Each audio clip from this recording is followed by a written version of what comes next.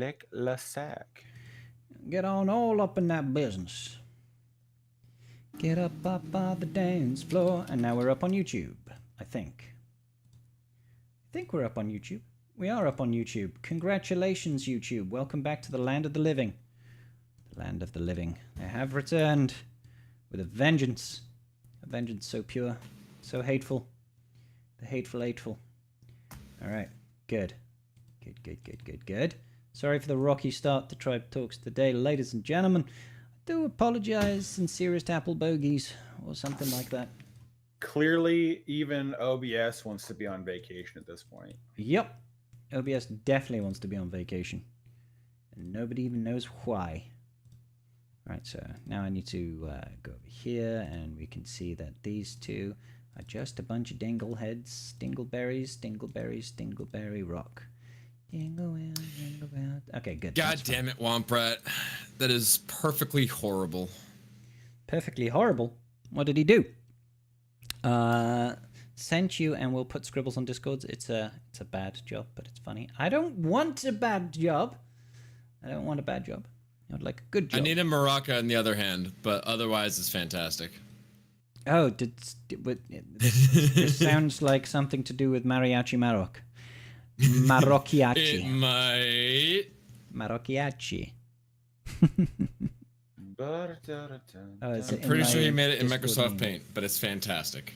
I mean, that still counts. I know. I'm betting full. The new Ahsoka is 150 furnaces. Is that because you don't have 150 furnaces? You must have 150 furnaces. On the all, I don't. Oh, I mean, okay. I'm within 50, so any shortcomings I have are gonna be. Hey, Robbie.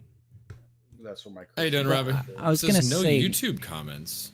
Karth, I was going to say that can't you like just do the whale dance? And I can. And, I very much then, can. And then you'll be fine. Yeah. Why is YouTube? The alt is now going to be ready for the event day one because of the stupid shard shop currency stuff. I just don't know how many times I'm going to have to refresh it. Fair.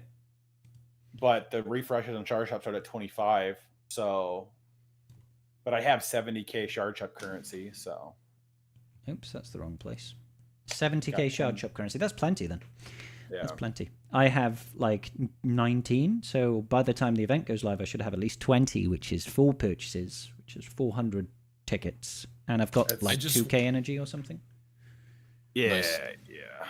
I just went to Hot Utils and converted a bunch, so got like 40k shard shop currency. See, I do that like once a week, and I spend it all. Okay. Every time I cross 100k ally points, That's how I do it too.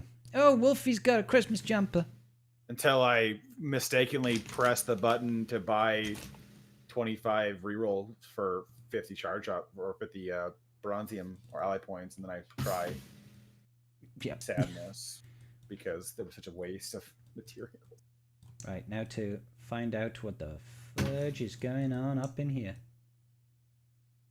Today's Tribe Talk episode will be short due to technical difficulties. I mean, I am technically a difficult individual. What the hell is going on with this screen? All right. Nobody knows. Nobody knows. I'm going to delete this one, and we're going to start from fresh. Okay. I can see a scribble of my triple. Oh, yeah. The trouble I've seen. Nobody knows my Nobody knows but scribble. That's true. We found ourselves a wolfie. He's looking kind of pretty. Hi, I'll be right back. Hi. I'll be Scribble. You can be right back, and I'll be Scribble. Why are you zooming so hard, motherfucker? Because I need to see your beautiful face. There we go. We have you, and I can't see Karth, so Karth will be back soon. Now I can go over here. Good. There we go. Well, we're flying half a ship, and that's something. All right. We're sort of getting there. But now it's not perfect. No, it's not perfect. I have a slight green tinge. Let's get Wolfie over there so he's more central. More central. Aha. We're both wearing red as well. See, mine's got Yes. What you got? Reindeer? Well, it's a skull. It's a little bit grim for Christmas. That's yes. Nice. I like it. It's still Christmassy, so it's fine. Nice. Yeah. And Karth must be wearing a Christmas jumper too. I have it under good authority. We can't see it right now, but it's there. Scribe Storks. I'm sure it's there. Hey June, how you doing, brother? Oh my gosh. Yeah. Okay, so nothing happened in the game this week. Yeah, absolutely nothing. Nothing. So Valheim. Yeah. Let's talk about Valheim and yes, the things that happen in Valheim. Yes, I think that's the best use of our time, as nothing of note was dropped. Would you was say released, was announced on Friday. Nothing relevant, you know. Would you say it's the best use of our Val time? Nailed it. All right, that's it. We're wrapping it up. It won't get any better than that, guys. I'm sorry. We peaked. Yep, done. Check Peaked it too out. early. Cool. Yeah, we're good. Good job, guys. Hey, no, it was efficient. It was pretty efficient. We're just being very efficient with it. Yeah. Sorry, guys. Check back next week. Make sure you like the video. Okay. I need to grab a drink, Wolfie. You're gonna have to carry harder. Okay. Stall the tribe talks until Karth gets back. I'll be back in 2 seconds. Okay. LBC Robbie says, "Wow, this new Twitch chat is much better." What new Twitch chat? What are you even talking about? There's a new Twitch chat? Did I miss something? I know Twitch rearranged a bunch of things, and they put like the title and bullshit at the top, and then they got like they rearranged it all, and it's fucking with me. Because I'm used to looking at the chat, and right where I'm typing, I'm looking at where I'm typing. I'm looking. Those are the relevant chats I'm looking at, and right next to where I'm chatting is the relevant information for the stream. It's right the fuck there. Now I got to be like, whoa, it's all the way up. Come on, like. Yeah, I know I'm bitching about tilting my eyes up slightly, and this is some very, very first world problems over here. But you know what? Stop fucking with it. I hate the update where they tried to make the streams look more like TikTok. I don't actually have TikTok, Schnookums, so I have no idea what you're talking about. I am not actually sure what that's in reference to, what they did to change things to make it look more like TikTok, but I will take your word for it. As I get older, I find change sucks, even if it is if it's a good change. If the change has reason, I find myself getting more pissed off at fixing things that aren't broken. I think that's what I'll say. As the time goes on, I'm getting more upset. It's like, dude, it wasn't fucking broken. Why are you fixing it? You just gotta change it just for the sake of fucking changing it. If it's better, if it's for an actual reason, then yeah, great. I'm all for it. But if it's just for the sake of, come on, what are you doing? What are you doing here? What you doing? It's just some shit. What are you doing here? What are we bitching about? I'm walking here. I'm walking here. But yeah, what are we changing and why are we bitching about it? And is it a good thing? I want in. Let's bitch. We're talking about the rearrangement of the Twitch windows. Apparently, they're rearranging it to make it look more like TikTok and everything. I was saying I don't have TikTok, so I'll take your word for it. Oh, yeah, me too. But then we're just saying like changes. If it's got a purpose for it, then I'm okay with it. If it's just for the sake of changing or just for the sake of somebody like justifying their design position, like, yay, look, I'm the new head designer, we're gonna change everything. It just gets fucking annoying. Like, yeah, if it's a better change, if it's an improvement, great. If not, then just stop it. Stop fixing things that aren't broken. But people also don't like change. Something changed. Fuck that. You hate it. It's the worst ever. It'll happen all the time. That is absolutely a thing. That's absolutely a thing. So I was more like saying, if it's a positive change, if it's for a reason, if it's like doing something, I can get behind it. If it's just for the sake of come on, what are you doing? It's like, yeah, we decided to italicize all the text because I did it once and it looked fancy. And now every text is italicized and you're going to have to live with it. It's like, right. Okay, then. Yeah. What frickin' first, recently graduated art student just decided this was a good idea. Anyways. The intern. Be eating out on Friday. Yeah, what intern thought this was a good idea?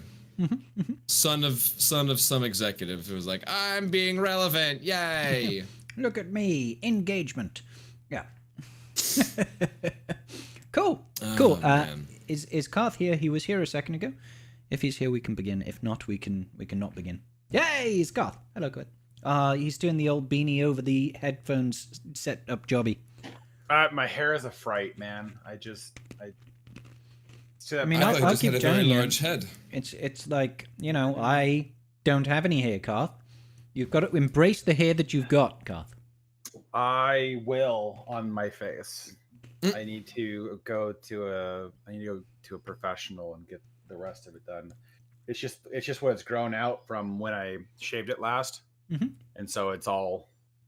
It's a whole situation going on over there. Yeah, there's no style to it, so it needs to grow out to be long enough to do like what Wolfie does, which is just let it back down around my head. You're calling this style? Get the fuck No, out no, of here. no, not style. No, just having the length of it all to let it come back down. The weight and the I think length would be there's helpful. like 30 other hairstyles between where you're at and where Wolfie's at in terms of hair. Oh, that's fair. That's fair. I would mean, love that to is see you true. with long hair like Wolfie. That would be amazing. Oh, I haven't done that since high school. To be fair. Yeah, me neither. It has been a minute. It was more just like COVID, everything was shut down, and so I never got haircuts, and I just sort of kept on not And you're getting like, haircuts. you know what? and- Yeah, Not getting your hair cut is kind of tight. Let's do that. yeah, Oh. yeah. So here we are. I tell you what, the As it were. revelation is when you do decide to cut your hair, if you ever decide to cut your hair, and you go Oh, short, I will eventually. Don't worry. you'll be like, holy shit, my hair dries really quick. It dries really quickly, and then you move your head, and it's like, oh my god, where'd all the inertia go? This is crazy. It's amazing how much Give fucking yourself hair whiplash. hair weighs. Yeah, dude, it's absolutely wild. You like turn around and oh, let's breathe for a second, calm down. It's the fun part when I All a little bit when too I much. Yeah, when I shave my head down to look like a scribe, it's like then every sensation feels weird that comes across your head. The funny part is when you Yes. like lay your head down on the pillow and your pillowcase just sticks to your head like Velcro. It's like, Jesus. Wearing a beanie, wearing a beanie can be difficult because putting it on, it'll just sort of grip like it's Velcro, and you're like, gotta adjust it, and then pulling it off is also like, it's a trip. To answer the Womp-Rat's question, when will Karth and Scribble wear wigs? I don't know about Karth, but Scribble has actually worn a wig before. I have. I look like Princess Leia. I will never wear said wig, so just keep dreaming. When we hit 100,000 subscribers, guys, I'll grow my hair out.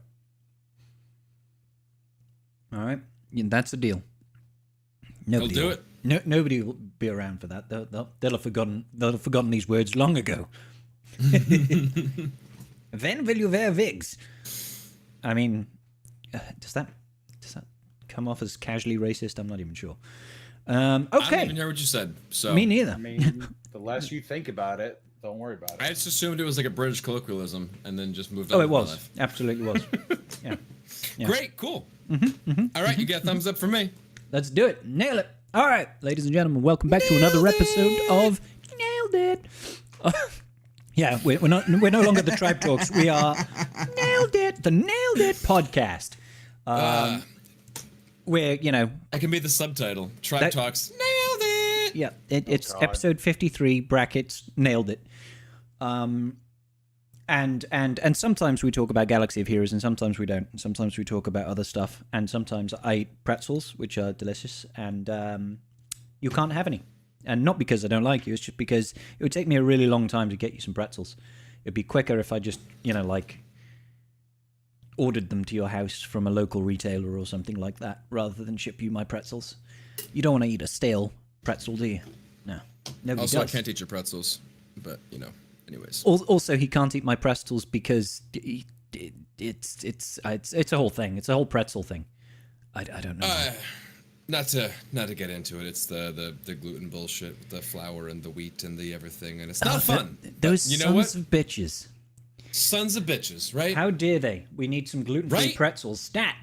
Bastages. How are we doing, guys?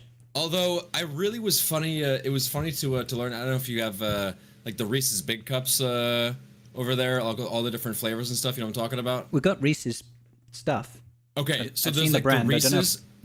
They have the Reese's Big Cups where they're like the size of a regular Reese's, but like double the height. So it's like a lot more peanut butter. It's like a better chocolate to peanut butter ratio. Oh, they're fantastic. But they started coming out with a bunch of like different varieties of them. And there's like one of the ones has like little bits of pretzels all throughout the Reese's cups. And I found out that the pretzels they use are actually rice. So they're gluten free. So they're Rice they're good pretzels. for whatever. Woohoo. Yeah. But they have pretzels. They got M&Ms with like M&Ms, like Reese's That's pretty Pieces sick. in there. They got like little chocolate lava cake ones. They got they got all sorts of varieties. It's pretty crazy actually. That is, So yeah, they go pretty that sounds wild. good. Yeah, they've got a few, like the brand is here. We've got standard Reese's peanut butter cups, and then there's like a couple of, you'd call them a candy bar, I guess. You know, and it's just kind of like a nougaty one.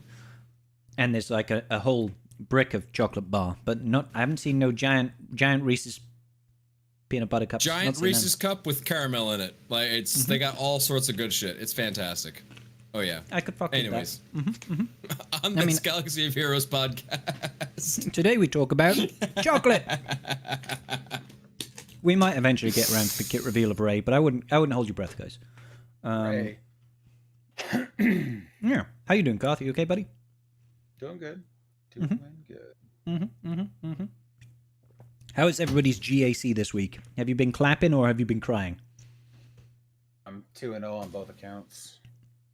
2 losses and 0 wins. Yep. Yep, those words. 2-0, just not in the way you expect. Yeah. Aw, How about you, Wolfie? Did you win or did you lose? Or both? I am also 2-0. So round one, I had a really fun ground game. Lots of good stuff. No, sorry, was it round one? No, round one. I get them mixed up. Round two, I had a really good ground game. Absolutely smashed it. Just really just did a great freaking job. And then we got the fleets, and then I dropped the Leviathan, and I dropped the Leviathan again, and then I dropped the Leviathan again, and then I eventually cleared it. With what? My opponent, we got through it. Nobody knows we got how. through it. Eventually, I was able to kill the bomber in the first match, and then eventually, like, leftover rebels were able to take out one of the ships, and then like Empire was able to clean up after. It was a whole frickin' thing. But managed to get through it. My opponent had dropped more battles than me, so we got the win over there. Round one, I hoped that JML Plo would be able to beat JMK Plo. Okay. I killed Cat. I mean, that's a win. And apparently enemy AI JMK really likes going into short ult, because they just did like short ults and ignored taunts and just like killed me and just annihilated, just like, oh, fuck JML, we're just gonna kill everybody else. I know it definitely does that in JMK matches. The JML will always in JML matches with JMK, the enemy JMK will always fast ult. It's really annoying. Yeah, it's really freaking obnoxious. Killed Cat, but we got it done. Yeah, depending on the mirror match, like 80% of them it will fast ult, and then the rest of them, there are a couple where it won't, but they're very few and they're very unique to what it needs. It's basically, if the AI determines it needs to get around the tank, it'll fast ult. If it doesn't need to, then it doesn't care. Yeah, they did the short ult, ignored the fuck out of JML and just like went right after my guys, and just picked them apart one by one. But we threw some more shit. We managed to get through, just beat him frickin' down, and then had one of the smoothest fleet clears of my life.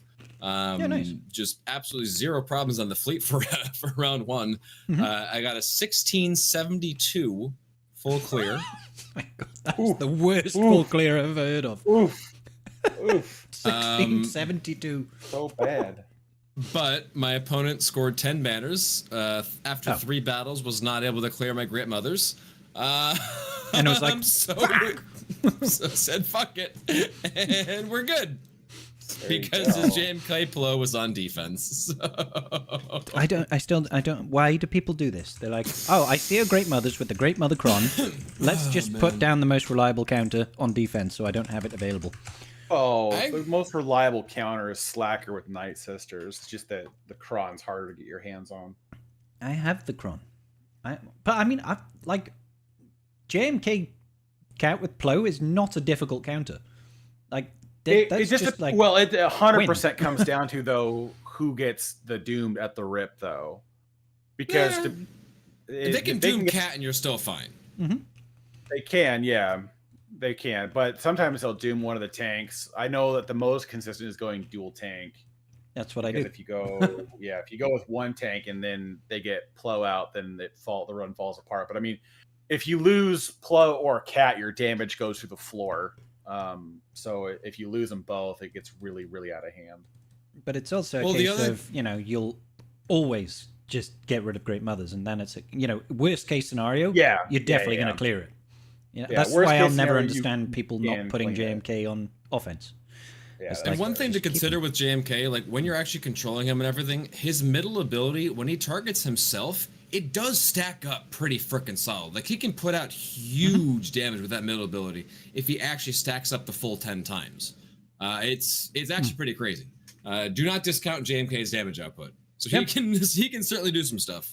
I know. Especially now with an R9 Cat passing extra mastery. Yeah, that too. Yes, that helps a lot. Yeah. Oh it's yeah, fun for times. sure. So I somehow I am 2-0. I was so certain that I'd lost round 2 because I had 2 fleet.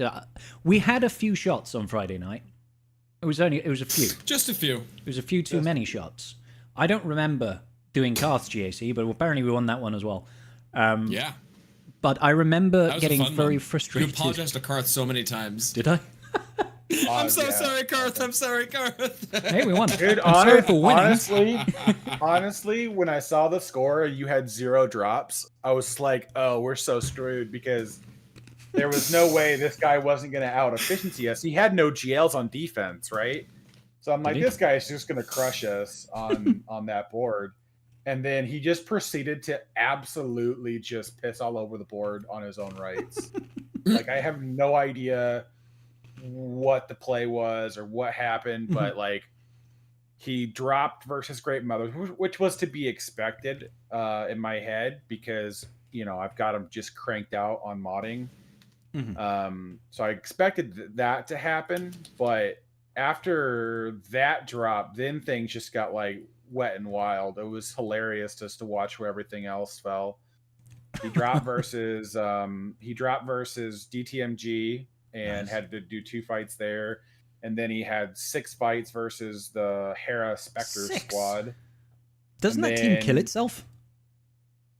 Hera Spectre? Yeah, I've used it offensively, and they'll use their first special and then immediately just die for no reason. They'll just go blap dead. It's really fucking weird. What? No, it's have you not seen that bug? It's literally just like sound right. Full Spectre squad with General Syndulla. They use their first special and then they just die for no reason. They don't take any damage. Oh. They just go black. It was really weird. I was like, what the hell is going on here? Everybody in the whole team died first turn. It was really weird. That's a bug. Oh yeah. Then when he got to fleet, it took him three battles to get through punishing one. That sounds like mine. And he had Leviathan and Executor on defense. He probably went in with Profundity and screwed himself because he thought it was the OG lineup or something. Because I don't know. Anyways, just lost everything. Just had so many drops, and they didn't end up even bothering to clear. Round 1 was really simple though. Round 1 was just out efficiency him and win. So did that with ease. My second one after I think I stopped after dropping 3 consecutive fleet battles against the exec punishing one, and then I woke up the next day, and my opponent he couldn't clear my south, but he'd cleared fleets, so he was ahead by like 20 banners, or 25 banners he was ahead by. And I went in, I was looking at my fleets, I was like, I've got Finalizer, and I somehow managed to beat the exec leftovers with Finalizer for 25 banners. So I tied up exactly on banners, and I had 100k more GP, so I won. I was like, I'm so sorry. I'm sorry. He probably thought he'd won at that point. Yeah. No, he probably gave it his all and then was disappointed. Yeah. So apparently being drunk makes a difference to your playing capabilities. Who knew? Who knew? Just Who knew? a smidgen. Just Interesting. A smidgen. Yeah, it was news to me as well. Quite a hypothesis you've got there. I'll have to test that extensively. Yep. YouTube is live, Fiddy. At least it was live. Yeah, YouTube's live. We still got people live on YouTube. So yeah, it's a fun time. And CG did that wonderful thing that they do, which is, release the kit for a brand new Galactic Legend midway through my incredibly drunk shot-taking stream. I know that we did read over the kit. Yes. That definitely happened. What is actually in that kit, I couldn't actually tell you. I don't know. I haven't gone back and read it. You're not alone there. You're not alone there because Nobody knows. the amount of shit that is in that frickin' kit, including like 3 new abilities and just like interactions with over here, and it's like, I remember if she has Hu-Yang 2 gets ults. this, then you get this, and if he gets this, then you get this, and this goes over here, and you get specials for this, and this interacts over here. Yeah, 2 different ults. So fantastic over there. Yeah, so it's going to be a little bit frickin' wild. There's so much shit. There's just all sorts of crap going on. She's an Ufu, not a Jedi, so I'm sure you remember that one. Well, yeah, I'm pretty sure I called it years ago. Oh yeah. She was an Oh Ufu. yeah. Oh yeah, we all called it. Yeah, She lots calls of- herself lots an of- Ufu all the time. Yeah, Or not she- an Ufu. She calls herself not a Jedi all the time. Yeah. So, yeah, when she says that, I'm not a Jedi, I'm no Jedi, she actually says in the latest episode, I am an Ufu. So, it's canon. It's canon. Yep. She uses those words, Ufu. Yep. Yep. She assumes that the viewer knows it's unline Force user because, Yeah, I mean, we're paraphrasing. She does actually say, I'm a Lasufu, because she's a light side Ufu. Obviously, she got yes, it. of course. Naturally. Naturally. Sorry. Yeah, we paraphrased for the sake of convenience. Yes. And I recall For the sake of brevity. for brevity, I recalled something else about the kit, but I can't remember what. No, I don't. I thought I recalled something about her kit that was funny, and then I forgot it again. So I guess we're gonna have to talk about it. Who actually knows anything about it? She's immune to damage immunity. That's, yeah. I love that. one. That was funny. She can't not take damage. It's like, wait, what? Which I kind of appreciate. They called it out. It was like some battles could go on insanely long because, like, who the fuck wants to sit there and just like be staring at a damage immune character forever? Like, that does not sound like fun to me. So that I can sort of get behind. Permanently damage immune tank does not sound like a really good situation. No, But Well, as it were. actually, the other thing too, mechanically, it actually works better that she doesn't get she can't get damage immunity. Yeah. So it can pass to the other people who need it more. No, so that she can counterattack. Her whole kit's on Well, that too. countering. Yeah. And if you are damage immune, you can't counter. That's true. That's true. Because you need to don't take take damage damage. in order to counter, which is fun. That too. Yeah. Oh yeah. All right. So let's have a look here. I'm just going to skip ahead and let's read the basics. Why there are like 3 CG devs talking in this one post. So the Yeah. basic They is all give Aegis yeah. charge. Deal physical damage to target enemy twice and dispel all buffs on them. I like that. That's just like, Snips. Snips dispels on a basic. Gain 5% bonus protection stack. What the fuck, dude? She ramps 5% bonus protection on a basic. All right.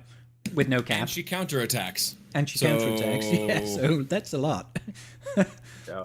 And Hu-Yang has a mass assist as well, right? If she has perfect defense, increase its duration by 1.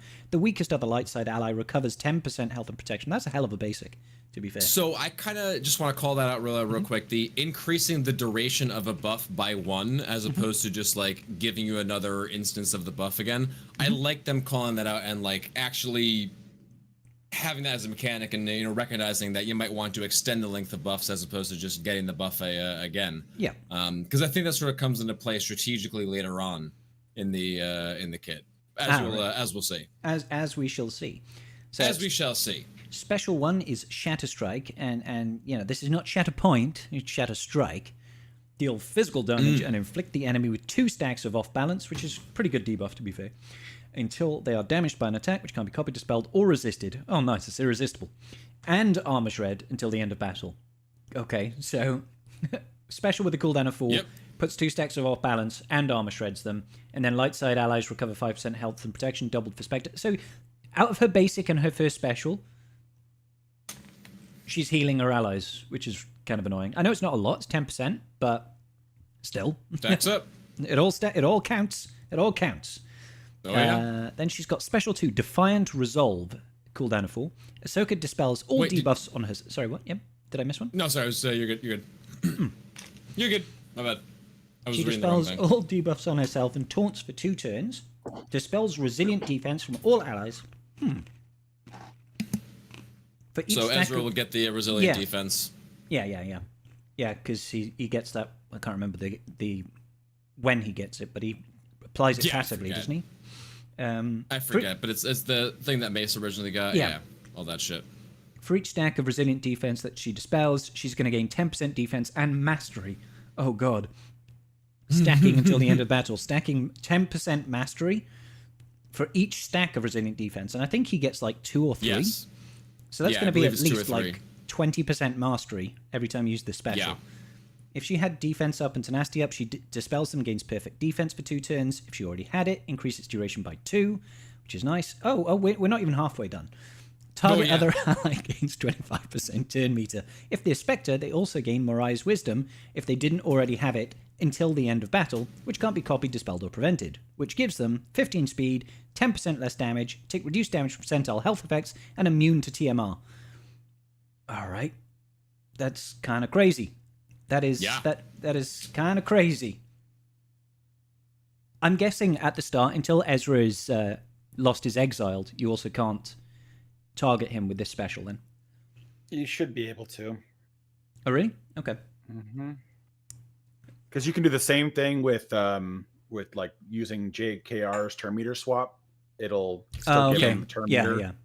So he just... And then if it's a locked buff, he'll gain it no matter the exiled stance. Well, yeah, this Morai's Wisdom can't be prevented, so it would go through exile. Yeah. Yeah. Okay. However, he won't stay exiled for long. No.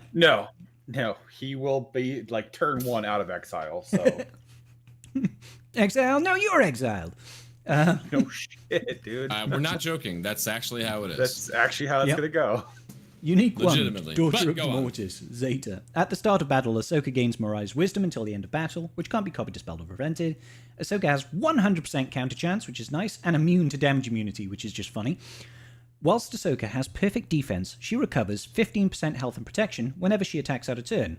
Don't hit her, she counterattacks and More recovers recovery. 15% health and protection, and then she's going to be stacking max protection. How And annoying. pre-taunts. And pre-taunts. Oh, God. At the start of each encounter, she taunts for 2 turns. At the start of each of her turns, she has offense equal to 35% of her defense until the start of her next turn. So if you keep ramping up her defense, she's going to ramp up offense, essentially. Whenever So that'll give her a boost for all of her counterattacks. So once she takes a turn, all of her subsequent counterattacks will be boosted. Yeah. Oh, grim. Whenever she uses a special ability, she gains 6% ult charge. If all allies were Spectre at the Remember start that. of battle... Okay. Whenever an ally is dazed, they dispel it and gain 15 speed, stacking till the end of battle. Don't use Lord Vader. don't use Lord Vader. Poor Lord Vader. That's just what he needed, was another counter. Like, that's what he was waiting on. Oh, it's so rude. Yeah. It is. Galactic Legend is the obvious one. Yeah, Galactic Legend is the Galactic Legend buff. So I'm not going to read that one. Okay, Leader, Commander of the Wayward. Carry on my wayward son. Okay. Spectre allies have got 30% defense. Yay! Which is going to help with her offense. Mastery and offense at the start of battle. All other non-summoned Spectre allies that didn't already have it gain exile, so everybody gets exile. You get an exile, you get an exile, which can't be copied or dispelled, and they gain the granted ability Reunite. If there is an Ezra Bridger exile, he gains 25 stacks of Purgle Migration, so in Gak, if he's got the army, he'll do 1 move and then he'll be out of exile. No. You gotta rethink about that. Okay. In GAC Ami, and with Ahsoka lead, he will start the battle with a bonus turn because he will hit 50 stacks and take a bonus turn. Yeah. So his speed almost becomes irrelevant now. He's going to be a GI mechanic. Hang on, where is he gaining the extra 25 from? If in GAC, his Ami gives him 25 to start at the with. start of battle. Ah, okay. Sorry. Yes, yeah. and then her leadership will give him 25. Yeah. So he's just like, surprise. So he'll get the bonus turn right out the rip, and then exile whoever he wants to on the enemy's team right out the rip. Yeah. Yeah. And then if you don't have SWGoH exile, Spectre allies are gaining 100% max health and max protection. I'm guessing that's just a balancing thing. It is, because Ezra does it in his own kit, and so they found that if they doubled up, it was too good. Yep, that's a fair shout. That's a very fair shout, I would say. Okay. Whenever an ally with Morai's Wisdom uses a special ability, Ahsoka gains another 6% ult charge. Oh god, it's going to ramp so quick. Whenever an ally uses Reunite, Ahsoka gains 30% ult charge. Holy shit. Wait, hold on. Wait, real quick. Where's the 25 stacks of the Purgle thing? I thought that was on his special. I thought it was when he uses a special when he's got a Zeta. Yeah. Yeah. My bad. Yeah, no, this is Kanan's Legacy. You gain 25 stacks of Purgle migration. Okay, so no bonus. Okay, turn. My bad. But it will be after the first turn. He'll just be like, yeah. He'll be able to get the bonus turn then. Yeah. He'll do one turn, take a bonus turn, and then turn me. Well, actually, I don't know how the AI plays it. Does it use the first special first or the second special first? It'll use the first special first because it has it'll use Daring Advance first, and then it'll turn around and use Kanan's Legacy. So it will not trigger on the AI on defense. Won't turn one hit the stacks. Okay. But he'll still gain quite a bit from Daring Advance. He should by default. But on offense, you'll just use it to get turn one and then go smack somebody with Daring Advance. Just have a jolly good time. Okay. So whenever a Spectre ally has a buff dispelled on them, they gain 10% turn meter and 5% mastery stacking. Ouchies. So that's what I was sort of talking about with like the strategy sort of thing with like dispelling buffs. Because you could like sort of say, oh, that buff's about to go away. Let me just wait for it to expire over there so they don't get the stacking master or whatnot. But they're just extending the length of their buffs. So if those buffs never expire, you need to dispel them if you ever actually want to get rid of them. And then you're feeding them mastery and turn meter. It's a fun line to say JMK can go piss off. Is what it's really saying. Let's be real about it. Yeah. And then whenever an ally with Morai's Wisdom uses a special ability, she's going to get freaking an extra 6% ultimate charge, and she starts with the Morai's Wisdom, so she gets 12% ultimate charge whenever she uses a special. So it stacks up even more with all of that stuff. So yes, insane. The only thing stacking they didn't clarify, and I haven't seen answered yet, unless it's in the dev Q&A, is cooldown. Does Reunite start on cooldown, and what is the cooldown? Like those are the two things. It does not start on cooldown, but they haven't said what the cooldown is.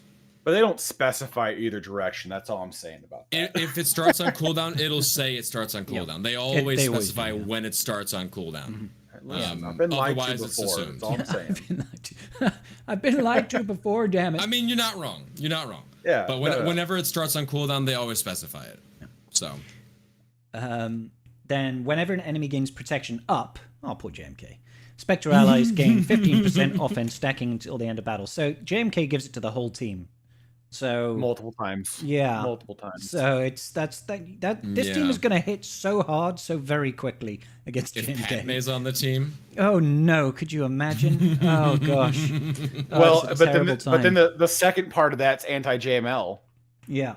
Whenever an enemy with less than 100% turn meter gains bonus turn meter, they take true damage, which can't be evaded. I love it when they don't specify how much true damage, because there are vastly different tiers of true damage that have been done. Like, so what is it? It's Decay. Is it? Yes, Decay does 10k damage, just flat.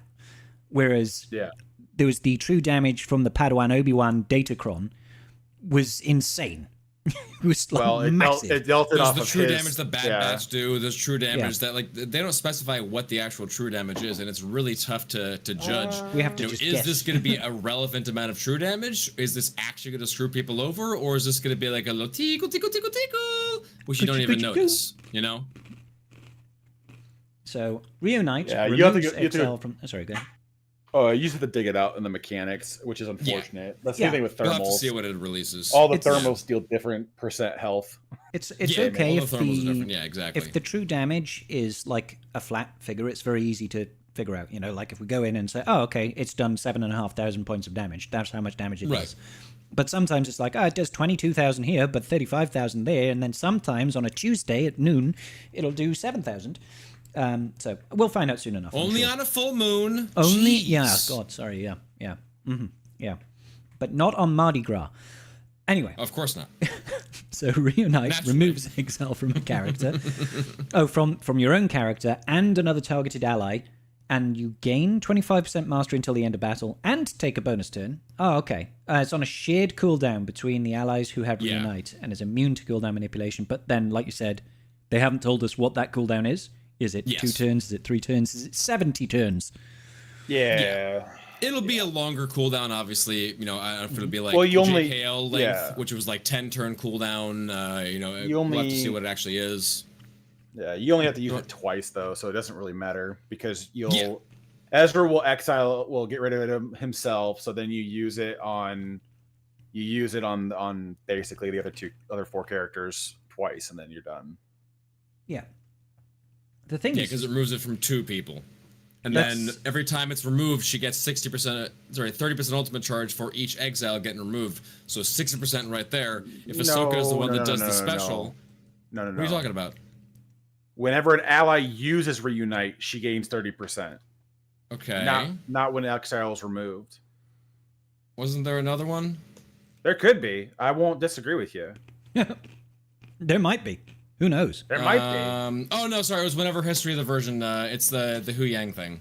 Yeah, Sorry, that was yeah, which is going to yeah. happen every time someone loses exile. So it's So yeah, you're that not was like wrong. the Gonna be so stacking quick. thing. Yeah. That's Yeah, right. Okay. it'll- I was looking over yeah. this yesterday, and it was like stacking effects kind of thing. Because yeah, Hu Yang is going to get history of the galaxy the first time an ally Spectre loses exile. All right, that's where I was making the connection over there. All right. So yeah, it's just like they stack up all the shit, and this just gets absolutely wild. Yep. How fast she's gonna get everything. But like, don't forget in GAC, if you've got the exile army on Ezra, whenever they lose exile and gain it, they're going to be gaining 5% mastery for each relic level they have, as well as the 25% mastery they're gaining. Yeah, yeah. So it's Dude, it's like, so oh, God. it's so nuts. It's People- so many I- mechanics coming The together. It's fun crazy. thing I like is so many people are trying to figure out how to pull different specters out of the team, and I'm like, No, but don't. why? Why? Have one big No. super hunker dunker team. That's all you want. Well, everyone's fairly convinced that the first thing that's going to actually beat this team will be Slacker Ray. Yeah. And then Very everything else likely. is mirror match or just get screwed. Yeah. And I find that hysterical. I mean, there will be ways to pick it No, apart. something will but beat it. No. Yeah. I mean, We'll we find a were- way to beat it. I don't think there with the Datacron. I don't think anything will one tap it besides the mirror match. There's- I'm almost confident of that. No. And we haven't even seen When has that Spectre ever data been a cards. thing? Like when has that ever Well, actually happened? Has there I ever so been a time? desperately want to believe you, but Has there ever actually been a time where a team has actually been unbeatable, where it has not had a single counter? I know we've been like we can get hyperbolic with this and everything, but like I mean, I don't think it's ever actually happened. At least Yeah. in recent memory with Datacrons and everything. But I'll give you that. But you look at how much power is on this team before you even look at a Datacron. I'm right there with you. Like this I team is absolutely is agree. already well over 100% increased offense. And then in addition to Oh my that, God, like the TW army from Sabine. yeah, but like you look at the Hu Yang, his first special, he deals this ability gains 10% damage per active Spectre ally, and then it hits for every exile that has been removed. And so it's like it can hit up to 7 times. Like it's gonna one shot a lot of things. I don't There's think always there's a counter. anything. There's The mirror. always a counter. The mirror. The mirror is the counter. Good luck. Unless we haven't seen the next round of Datacrons yet, so I can guarantee you the next round of Datacrons there will be something that can work to beat this. Whether it's a 2-tap, whether it's a something, I do not think this would be a case where there is no counter. Like that it's not going to happen. My point was, I don't think once they get their Datacron, there will be any team that can 1-tap it besides the mirror. That's where I'm at with that. I don't think that's, like I said, I don't think that's like reasonable. I mean, well, that's what we thought when they made the Leviathan changes, and you have some, but they're absolute and we figured out what the counters were. But but they there exist. are multiple counters. You're agreeing with me now. I'm not agreeing with you. They made it worse. That's all I'm saying. They've made it infinitely worse. And then we figured out some counters. Yeah, and now they're going to make it worse again. That's all I'm saying. What are they doing to the Leviathan? I stand by my point. So we figured out some counters. Yeah, no, you can argue all you want. I'm gonna stand by my point. They are not going. But you're agreeing with me. No, I am agreeing that Leviathan made it worse. There were more counters to Leviathan, and then they made it more powerful. Yeah, they did. Yeah. Oh, absolutely. So I think this is going to be the growing trend. Do you disagree that we figured out counters? I agree that we figured out counters for Leviathan. Okay. I am going to say, and I'm sticking to it, that Ahsoka's only counter will be a mirror match once her Datacron comes into play. All right. We'll see. I don't think that's reasonable, but we'll see. I don't think CG gives a care. Look how expensive this GL is anyways. They're moving the power level up exponentially with this character's release. I gotcha. The Spectre Datacron will come back, but they'll bring back the Bane level 9 as well. And it will somehow be... I don't even think Bane will beat it. Bane's going to dispel the debuffs and feed them tons of turn meter and offense. If he doesn't one-shot them, then yeah. You're going with Bane. You're like, please, damn it! But Bane's gonna get exiled on him, and then he's just gonna be a floating turd. Like, he won't be able to gain pretty buff. Much. And then Ezra's gonna hit him with undispellable heal immunity. Oh, poor. No, he's immune to that. Yeah. Oh, that's right. He is immune to heal immunity, isn't he? Yeah. That's fair. He'll get buff immunity. Who cares? I just, yeah. Yeah, okay. Yeah, who cares? I just think it's going to be a wild time.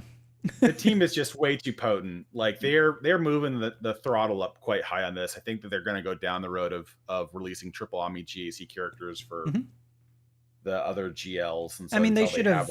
Let's be honest. They should have just given GL Ahsoka Tano 3 of her own Omicrons as well. Just oh my god. Just bring it all in. Anyway, we've not gotten to the ult yet. Just give her a GAC, a TW, and a TB Omicron. And a Conquest one, and a GC one, and one for each ability, basically. So every GL gets an Omicron on their GL unique. Oh my god. Oh god. All right, so Ultimate 1 is worlds apart. I'm sure they'll go into the world between worlds for this. Requires 100% ult charge to activate. Ahsoka gains 30% ult charge whenever an ally uses Reunite, 30% ult charge whenever Hu Yang gains any version of History of the Galaxy, 6% ultimate whenever she uses a special ability, and 6% ult charge whenever an ally with Mariah's Wisdom uses a special ability. Basically, guys, people do stuff in the team and Ahsoka gains a nominal amount of ultimate. She'll ult very quickly, I think. Very quickly. When she does it, it's an AoE cooldown reset of all allies, and set the cooldown of all enemies. Oh god, that's vile. Reduce the cooldown of all of your abilities and increase all the enemies' abilities to max, which can't be resisted. Ooh. I'm assuming it does nothing against Leia, right? The one net positive is she does not give speed in her leadership. They get speed, but she does not grant them more speed. Yeah. Yeah. They get 15 from the Mariah's Wisdom, and they get 30 from Ezra whenever they dispel the exile. But yeah, nothing in the lead, specifically. Yeah. Oh, good. It won't be at the start of battle. It'll just be like turn later. Just shortly after. Battle. Spectre allies then recover 50% of their health and protection. Not 100%, so, bright side there. Remove exile from a random ally, and a random Spectre ally who didn't already have it gains Mariah's Wisdom until the end of battle. Can't be copy, dispel, prevented, yada, yada, yada. Ezra Bridger, exile, gains 10 stacks of Purgle Migration, which is probably pointless because he's probably not got exile at this point. Target enemy is exiled for 2 turns, which can't be copied, dispelled, or resisted. this ability transforms into Relentless Redoubt, which is it seems like Wait, they so really tried to technically- shoehorn that alliteration in there. Wait, so technically, would the cooldown of the granted ability even matter then? Because if you're removing exile from 2 people with the first thing, And 2 heal. Ezra's going to remove it from himself, and this removes exile from another person. Well, here's the fun part: is it Would the doesn't. cooldown even matter then? None of it matters for one reason, and I'll tell you why. Because the team's Because already dead by that The point. first person to use the granted ability will square one grant her over 100% alt charge. Because Ahsoka will likely be the fastest, right? So if she starts the battle with Mariah's Wisdom, so if she uses a special, which the granted abilities are considered specials, Yes. she'll Good, grant she gets the 12%. 12%. Yep. She gets the 12%. Then she gets 30% for using Reunite. Yep. Q Yang's ability triggers twice because he will get part of the Galaxy Part 1, part of the Galaxy Part 2. So she's already gained 102% alt charge on the first turn. Oh, that's kind of absurd. Just like, So turn and 2, she alts. Nice. That's it. That's so. Okay. Oh my god. Yep. Oh, get dunked on harder. Yep. Oh my god. Okay, so Ultimates 2, Relentless Redoubt, requires 50% ultimate charge. Does it do anything different if you'd use it at 100%? Yes. Okay. Ahsoka Tano It'll stay lower down. This is the exact same shit all over again. Actually, let me just check that. Reunite. It's just that one paragraph. Yeah, no, I'm just... is it clear here? Reunite, that granted ability, it gets rid of exile, but can you keep on using it to gain 25% mastery and take a bonus turn? I have no idea. Or do you have to have exile? That's the part I'm wondering about. Can it only be used on an It doesn't clarify. because you get the granted that's ability just Reunite. that's absolutely nuts. Gaining 25% mastery and then just take a bonus turn. It's just a free turn and 25% mastery. If you get to use it afterwards, that's nuts. Real quick, as somebody's saying in chat over there, Ahsoka herself won't actually get exile. She herself won't actually get the Reunite ability. It says all other non-summon Spectre allies that don't know how to gain exile can't be copied to blah blah blah, and they gain the granted ability. Yep. And So as correct in chat. So yeah, she herself won't actually get that. So she won't be able to do that special ability. She'll be able to do something else though. you can use it without exile, so you can just keep on using that to gain 25% mastery in a bonus turn. No, I'm saying like she herself won't actually get the granted ability. Yeah, no, I know. Yeah, just the next that. person will. Yeah. I mean, just using it on Ezra to make him unhittable after like 3 turns would be great. Yeah. So I'm saying like so she'll open with the special as opposed to opening with the. But you just target Ezra and give him the Mariah's Wisdom. Done. Oh my god, this is just kind of nuts. Okay, sorry. So let's keep on going because I got distracted there by her ult also removes 2 exile too. So basically, you're gonna get everyone out of exile when she ults. Yeah. The fucking hell. All right. So the other strongest Spectre ally, gains Deflective Ward, which can't be copied, dispelled, and prevented until the end of the encounter. Whenever an ally with Deflective Ward takes damage from an enemy, it expires, and the enemy who damaged them is inflicted with 2 stacks of off balance. Yeah, fine. And if they weren't stealthed, Deflective Target. It's new stuff. Yay! What does it do? Whenever Ahsoka uses an ability during a turn, Deflective Target is removed from the target enemy, and Ahsoka takes a bonus turn. If the target did not have Deflective Target, it's removed from all remaining enemies. So it's kind of like Shatterpoint, right? Because pretty much. If you hit the person, stuff happens. But if you don't, they're comparing it to Merciless.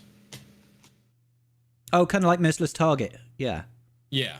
Because if you don't hit the target with it, it'll lose. Right? It'll disappear, right? So, okay. And she can ignore taunt effects to hit it. Nice. Okay. Yeah, as like Vader's apprentice sort of thing. Yeah. They gave her her own version of the Merciless Massacre.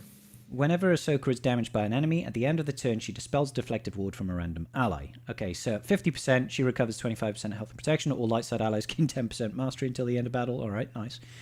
you're not hitting Ezra after a couple of turns into this battle. Like if you've got a high relic Ezra, Pretty much. he's gonna max out that evasion mastery super quick. Yeah. I'm so glad I have our R9 Ezra. Ahsoka recovers 25% health and if you do it at 75% ult charge, she recovers 25% health and protection. Additional. You gain, additional. Okay, so 50%. All light side allies gain an additional 20% mastery, so 30%. The strongest and weakest Spectre ally who didn't already have it gain deflected ward. Can't be yada yada yada. Inflict ability block on the target enemy, which can't be resisted. Okay, if at 100%, Ahsoka recovers 100% health and protection. Yep. The entire team is going to gain fucking 60% mastery. There's so much mastery ramping in this. Oh my god. I want to take this into like the heroic Sith raid. Just see what sort of damage I could do. Oh god. All other Spectre allies who didn't already have it gain deflected ward, dispelled, prevented, yada yada yada. Inflictability. Okay, fine. Yeah. Crazy. So deflective ward reduces all damage reduced to 1. That's obnoxious. So yeah, you're like, let me just try and hurt you a second. No. You can do 1 damage. Thank you. Deflective target. Ahsoka can ignore taunt effects to target this character, takes a bonus turn when using an ability while targeting this unit, dispels if the character is stealthed. Okay, so you can hide from it, stealth away from it, but otherwise. Okay. That's a lot of shit. That's a whole lot of shit right there. Like really and like we good said, a lot of interactions. Yeah, a lot of interactions. Super quick ulting. Loads. I don't think we've ever seen a team that ramps mastery quite like this. Like Slacker ramps his own mastery probably at a faster pace, but this is team wide. Just shit tons of mastery. Jabba has. Jabba's pretty good. You reckon Jabba's got more than this?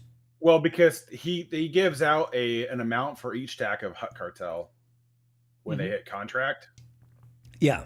So in the payout, where's the payout for? Well, that's for Jabba's. Sorry, that's Jabba's payout. That's the leadership one. Doesn't is it Sabine Wren's Omi increases the speed at which she hits ult as well? Is that right? Yeah, I believe. I don't remember. Yeah, so the payout reward for Jabba's leadership is all allies gain 55% mastery for each stack of my kind of scum on them, which they all have 5. Okay, so that's a decent bit. Yeah, like 270. But it's a one-time thing, right? One-time thing, but I mean that it's just the roughly same comparison. Ahsoka's going to hit by her second all roughly the same amount of mastery improvements, but that's not including everybody else's improvements to their mastery. Yeah. Nor just the raw stat improvements to everybody across the board. I mean, Hugh Yang's got a 50% offense increase on his unique. So on Sabine's Omi, whenever Ahsoka Tano uses a special ability, she gains an extra 10% ult charge in TW. So that's going to be pretty quick. Oh yeah. Oh my god. Okay, so it's kind of crazy. It's kind of crazy. Casey Wonder says he thinks she'll suffer in 3v3. Ezra and Hu Yang maybe as her team here. Yes. I still think you're taking Sabine here, don't you?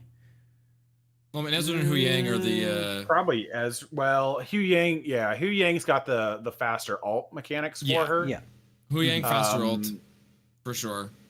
But you can maybe make an argument, but I don't know if you need Ezra there per se. Useful, yes. Most beneficial, I'm not certain. Hera's got a lot of things to contend with too. Her unique is really powerful. I can't even remember. I haven't even looked into her at all. Start of each Spectre allies turn, they gain 40% defense penetration if they have exile or perfect defense until the end of the turn. Whenever they use whenever a Spectre ally with perfect defense uses a special ability, deal true damage to all enemies. Whenever a Spectre ally or Zeb is taunting, all other non-taunting Spectre allies and Zeb have 25% extra defense. Whenever this buff is dispelled. Thank you, Zeb.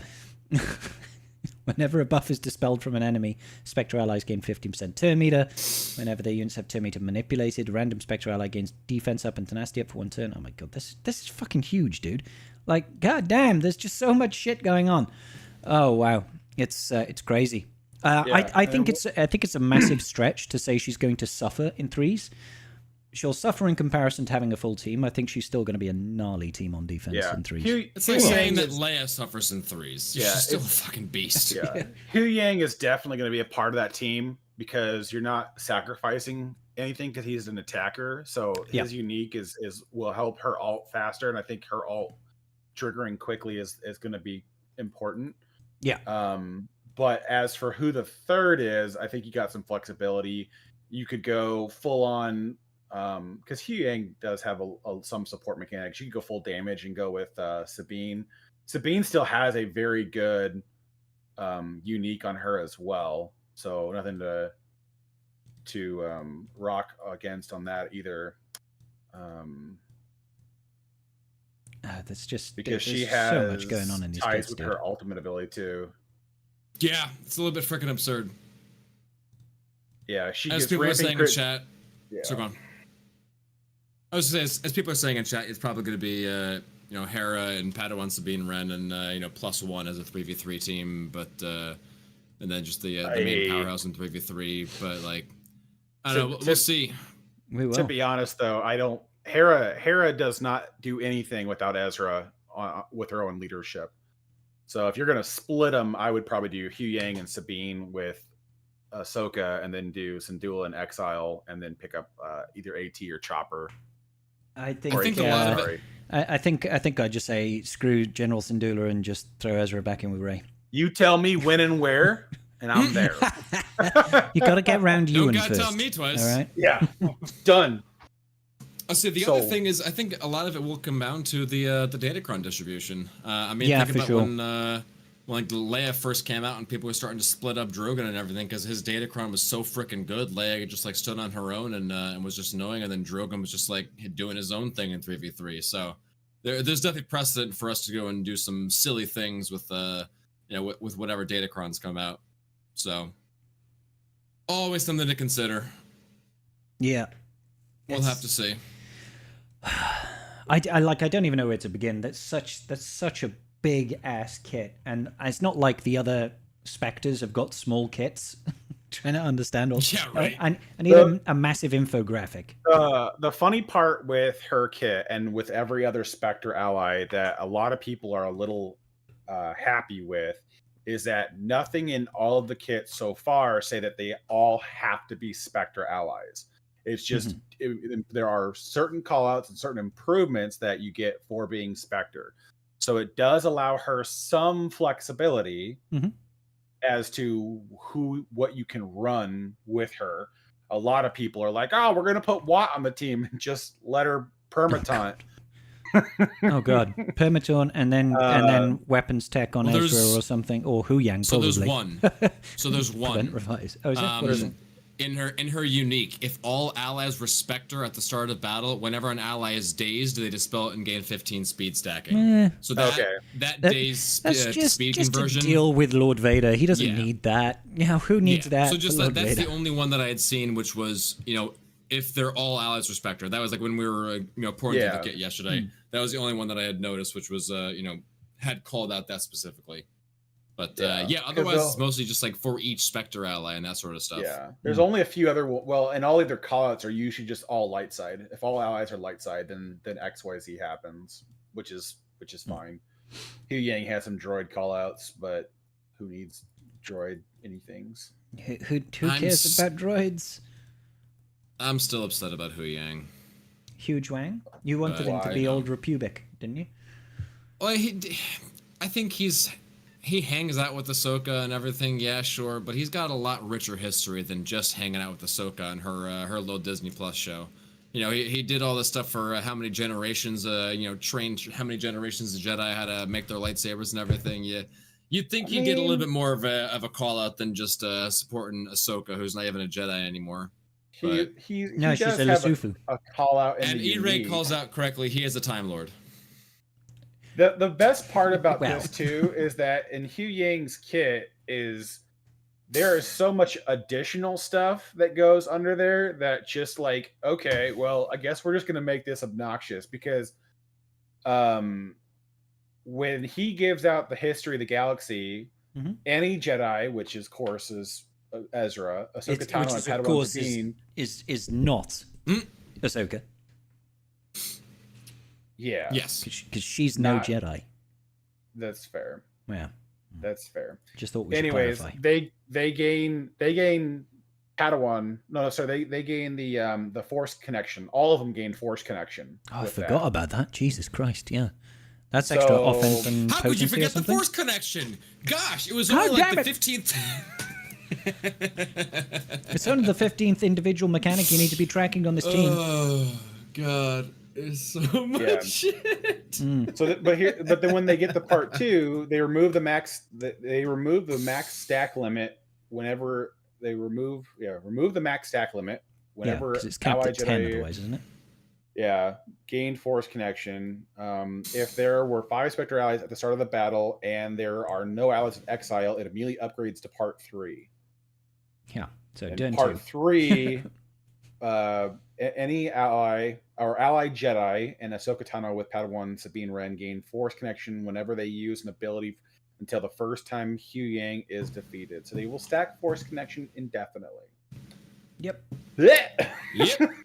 So if you don't kill this team in like the first minute and a half, Oh, You're dude, this probably is what I'm saying. dead. Like they have so many mechanics stacking in on each other. I just don't see because Force connection it will be unlimited stacking 2% defense and offense. Yeah. Unlimited. Mhm. And Ahsoka Tano will get more offense for all the defense she stacks. Mhm. That's just so gross. That's Yep. so gross. and she'll get, she'll also get more offense from the offense she stacks. Yes, I know, but still, like it's literally gonna be like Ahsoka one-man banning at the very end, just being like soloing your entire team because she stacks so much offense and defense up. Yeah. Oh, Yeah. it's so It's gonna be a fun time for everybody who has GL Ahsoka Tano, and a not so fun time for everybody else who that has to fight it. yeah. I think like maybe half of our guild is gonna get Ahsoka Tano pretty quick. Yeah. The other half that are a little bit further away, but not by much, I don't think. Yeah. Yeah, it sounds like she'll be here tomorrow. Yeah. Oh, Was it yeah. tomorrow or Tuesday? Well, we don't know. It should go live whenever the update is pushed, and the update should come out tomorrow. All right, we're So- streaming it Chat saying- tomorrow, baby. Chat saying Tuesday. But That's somebody when in the Discord was episode saying starts. But as far as I've seen, is that the history is 'Cause they had- whenever it gets pushed to the game and it goes live. They had released a timer, like a countdown timer, apparently on TikTok or something like that. Well, if Yeah. TikTok I don't know why says the it, it fuck must they be would true. do that shit. Yeah, but apparently the clock was saying it was Tuesday, but don't quote me on that one because again, I don't yeah. know. The only caveat to that is going to be that usually goes live when they push the updates. Unless I doubt they would wait to push the update for the new episode to go live literally at the same time. So I don't know what time on Tuesday or on Monday it'll launch, but I think it'll launch when the update goes live. I think it will launch because it's not a timed event. It's not like Bo-Katan's epic confrontation. Once the update's in the game, it's live. It's in there. Oh yeah, that's how GLs always are. So, Yeah. Yeah. So I think it'll be on the Monday evening update. Hey, I would Well, like that. I might actually have time to get her before lock-in.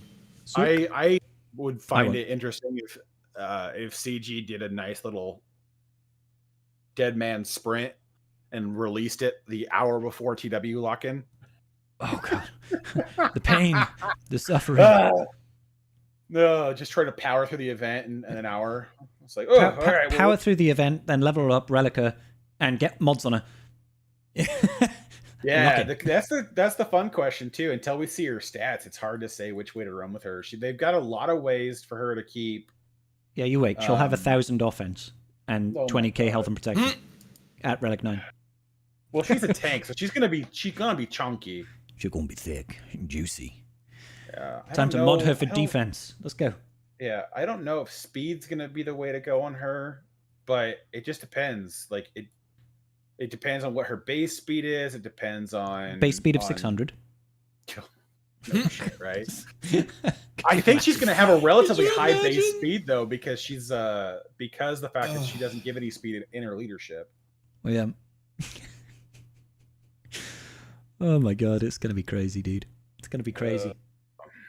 I won't expect to have her for the first week of GAC, and I just hope that nobody I match up with in the first week of GAC also has her. Because you should have lost more this week then. I suppose that is a little bit true. I'll lose this last round. I've won my 2 for this week. I'll lose this final. I can say that, and that makes me save face because I'm probably not going to win. I haven't looked at my opponent, but I've probably lost. Let's just call a spade a spade. Well, my lights keep flickering. We'll call a spade, and we'll say, yeah, your boy Scribble is failing in this last round of GAC. Do it. Yep. Dude, like yeah. fun. No, the more I read here, in threes it's Hu Yang and Sabine with Ahsoka all the way. The ramping is ridiculous. Well, because Sabine's unique. Whenever a Spectre ally uses a special ability, she gains a stack of Force Connection, doubled if it's Ahsoka. Ouch. And then whenever Sabine gains a stack from a Spectre ally, she gains an additional stack. Whenever Ahsoka uses her ultimate, she gains 10 stacks of Force Connection and 5% Mastery for the rest of the battle. At 20 stacks of Force Connection and every 10 stacks after, she gains stacking critical damage for the rest of the battle. Jesus Christ. Oh, is that all? Which I'm assuming it's they just add the 2%. Well, no, this is every 10 seconds. Oh, is that it? It's gonna be a flat amount. No, it'll be a flat amount. It'll be a flat amount they add to her because it's only every 10 stacks, which still it's still nuts. Yeah, but it's gonna be getting it's like every special she's gonna be gaining lots. Going to be gaining a lot, and then all the other juicy business. The only thing is like you miss all the nice juicy triple GAC armies. Oh well, 5v5 it will still be insane. 5v5 it will be insane in the membrane, and 3v3s it'll just be insane. Yeah, yeah. I can't wait. Yeah, it's just so gross. So much of these kits just overlap in such weird ways. This is we're going to be in that same position we were way back when with the Dodgecron, and it's like, oh, Lord Vader with the Dodgecron is on defense. I guess this is where we decide who wins GAC. Yeah. You both set it front wall defense. Whoever clears it wins. That's GAC. Oh my god. Yeah, pretty much. There was definitely been some days. Not fun, but it's that's how the game goes sometimes. Oh my gosh. As it were. It's Gucci? It's alive. It's gooky. It's gucky. It's gucky, all right. It's ucky, yucky, and gucky. I'm like, my brain is kind of frazzled by all that. It's that is what's known as a galactic legend. A legend amongst galactic legends. Yeah. It's annoying that we don't have any art yet, though. I wanted to see. Yeah, what the hell? They said that there was a technical problem with the Meathead is still drawing the forums. artwork, I guess, but he's finished. He's finished work, so he's off now for the holidays. I wished him a Merry Christmas because he's a free I'll wait agent till now. Christmas. I'll wait till Christmas to wish him a Merry Christmas. How dare you? First of all, how dare you? How would? How rude. First of all, well, that's all I've got. So moving on. First of all, and that's that. Yeah. First of all, thank you for coming to my TED Talk. No, I'm pretty confident that the new Ray and Slacker is gonna chew at this pretty interestingly. Mm-hmm. But that's still 6-7 weeks down the road. I was really curious about this because they have the one thing that I really want to know, which it's saying really fucking annoying with like the true damage, when they don't actually say what the true damage call out is for the bonus turn meter. Mm-hmm. Because Darkseid whatever Sith Ray is going to be giving them like 1% bonus turn meter all the time. Remember? Yeah. Oh yeah, God, yeah. So Oh, are that they going to could be wreck. taking crazy Oh, no. amounts of true damage constantly? Oh, that could be insane, dude. Yeah, that could be interesting. That could be horrendous. I saw that. I'm just like, oh no, is she actually going to be screwed now? They're like, take one turn and just go, and everybody half right? dies. Oh no. Oh man. I can't wait. Well, fun times. it's only once per turn though, and it's only when they're inflicted with the debuff. But Oh yeah, I'm just saying always it could will potentially be be. happening a lot. Yeah, it will happen a lot. I think it'll be a relatively small Low number. amount, you reckon? I'm Yeah. hoping it is. Yeah. I think they'll do a If it's fixed a lot, number, then geez. like 10,000 or something like that. But this team is so chunky. I don't even know what to do with it. Chonky and honky. It's definitely chonky. That's for sure. There's just so much going on. That in is it. for sure. But Yeah. I for one welcome our new GL Ahsoka Tano Overlord. Just let it be known. Yeah, no I'm- shit, right? I'm hoping that if I, well, maybe now we'll get back to the point where, you know, a GL actually matters, not a GL matters, but don't worry, you've got Malicos, or you've got Starkiller, or you've got Gas, or you've got Momo Pow, or you've got, you know, any number of 24 different counters that counter various GLs. I'm not saying I want a meta where GLs just hold in perpetuity, but I want GLs to actually matter, having that investment to matter and to actually get some holds occasionally. So, but yeah, that's part of the problem that I think CG is baked into the meta currently. They've made so many off-meta teams so very powerful that the only way to make GLs hold now is by releasing new ones that are insane. So it's weird. It's weird. Or by giving them insane datacrons. Or that, yeah. Yeah. So. Oh God! All right, yep. No, Just make I found note, it. That's, she that's goes what on I wanted to defense find. right So What? every 10 stacks that Sabine Wren gains after she hits 20 stacks of Force Connection gives her 50% critical damage. Oh, is that all? Additive, That's it. by the way, additive. Yeah. That's all it is. Just Okay. Just an Yeah, extra that's 50% it. crit That's damage. it. Yeah, she's just gonna just be off the freaking rails, man. So much offense, so much damage. It's just gonna. Oh, it's like you got like 2 minutes to kill this team, otherwise you lose. That's a little bit insane. It is. Yeah, It is. this is so nuts, man. You just have to get around the GLR9 tank. All right. Okay. So need to Relic 9 the entire Spectre. Oh group. yeah, I'm Relic 9ing Ahsoka right off the bat. She's going No, just straight everybody. to frickin' 9. Just all of them. Holy Well, shit. Every single one of them. Oh no, I mean saying her first. She's Oh. going first, and then the Oh, rest of yeah. them are Yeah. following. No, day one, Holy I will shit. R9 the entire team. I'm This is just crazy. I What are you am. waiting I am for, Garth? Just R9 the others I, now. I want to do it all on at the same okay. time. But it's in my block check text all at the same time. But the yeah, no, I'm like 7 Man's droid got brains principles. short. Yep. I'm 7 droid brains short from having it, but the pack launches at 8 a.m. on Monday, so I'll buy that twice and I'll have the mats. Yep. And then I'm having to do that. I will be ready at that junction. I'll be ready at that junction to do Rey when she shows up 7 weeks later. I don't have to worry about it anymore. Yeah, I will be buying that pack twice, not because I'm going to R9 the entire Spectre faction, but because I need to R9 Tebow, which is almost as good. You mean R9 Ahsoka? On your account, I'll R9 Ahsoka. Yes. On my account, I mean, I won't have her unlock day one. I don't think. Listen, Oh, will I? listen. I might Get be a able to. piece of sports tape, and right over the top when you click on when it's Ahsoka, so put Tebow. Well, get some tape out, put it over my screen. So to Yeah, me, yeah. I just write Yes, Tebow. exactly, so right. Guys, nobody else it was will an able to honest see it. mistake. I saw Tebow and I clicked upgrade. I They promise. look Just take they a look camera, kind of like, similar. yeah. Just take Yeah, a picture of your screen, be like, guys, look, I mean, Yeah. it's right here. In my defense, I might be able to do both. To be fair, I might be able to do both because Okay. Well, raid payouts tonight for us, and then yeah, we I had just to do my the raids. GS battles today. TV payout. So Yeah, you could maybe finagle it.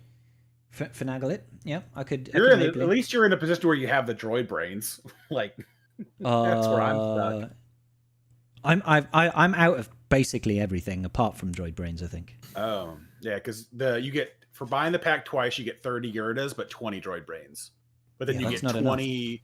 You get 20 attenuators. No, sorry, 20 electrium conductors, 20 or 30. No, 30 electrium conductors. But it's 20 impulse detectors and 20 arrow magnifiers per pack as well. So it does give you enough to literally take a character from Relic 1 to Relic 9, I believe, in the 2 packs if you buy it twice. My Tebow is Relic 6 now, so he's I've actually put some work into him, which is going to help. Yeah, so it's just going to be crossing the finish line to the last few mats. Yeah, if CG will let me buy that pack 3 times, could they half the price again so the third one is $25? just make it unlimited and keep halving the price. I'm okay with that. Can we gift it? Can we gift it? Yeah. That's all we got to know. That's like, I'm going to go on my alt account and I'm going to gift it to my main. Yeah. All day. I need someone, Scribe, I need you to drop out of the guild for this TW. Just please and thank you. For, no reason. Yeah, no reason. For reasons. Just for reasons, yeah. Yeah, I need to just double check. How is my Tebow looking? Yes, he's Relic 6 at the moment, so he needs 3 Relic levels. Oh, no. I told a lie. He's Relic 7 now, because I just reliced him up. Oh, my gosh. Rewards? No, apparently I just had all the stuff and I just didn't click the button. Who knew? Oh. Yeah. Who knew? Yeah. No. What the damn hell? The pack is the pack that comes out on Monday. It's $100 pack that gives you basically half of what you would need to essentially R9 a character. But if you buy it once, then you get a second pack that only shows up after you bought the first one. That is the exact same pack at half the price. So it's $50 the second time. Which is kind of sexy. For anybody who was interested in that particular amount of whaling. But I believe with the contents of it, it is enough to take a character from Relic 0 to Relic 9, which is about time. I mean, honest to God, that's been my gripe with CG for the longest time. Their R9 packs should do that all the time. They shouldn't be $50 and then you get it's $150 to go from R8 to R9. They should always be enough to go to take a new character to R9 all the way. It is such a slog, but I think that also makes people more interested in purchasing that, because you could be like, I could take my favorite tank or my favorite special damage attacker or this new GL I just unlocked right to Relic 9. So I feel like that's a better way to get people to spend. I don't actually have the Aero Mags. It's the droid brains that I've got. I have 29 Aero Mags right now. So painful. Painful. Yeah, I'm just hopeful that I have enough gear left over on the alt to burn up the remaining relic materials, because I want to know what Ahsoka needs before I start breaking down the rest of the relic materials. But the alt will get Ezra and Ahsoka to R9, and then everyone else will stay R8, because it's just too much of an investment. I mean, yeah, I can't actually take my Ezra's already at R9, but Sabina's are at 7, and General Syndulla's still at R5, and Hu Yang is at R7 as well. So I'd like to take them up to R8 at least. Yeah, they're good. Well, but that's and GL it would be nice. That's more obtainable. 100%. Oh yeah, she's going to 9. That's 100%. No contest. A, GL, B, tank, C, new hotness, crazy mastery scaling based off relic levels. It's like, oh my god, all right, nope, we're just gonna keep doing that. Stop! I can only get so erect. All right, exactly. Like, I can't sit in my chair anymore because I'm hitting the bottom of my desk.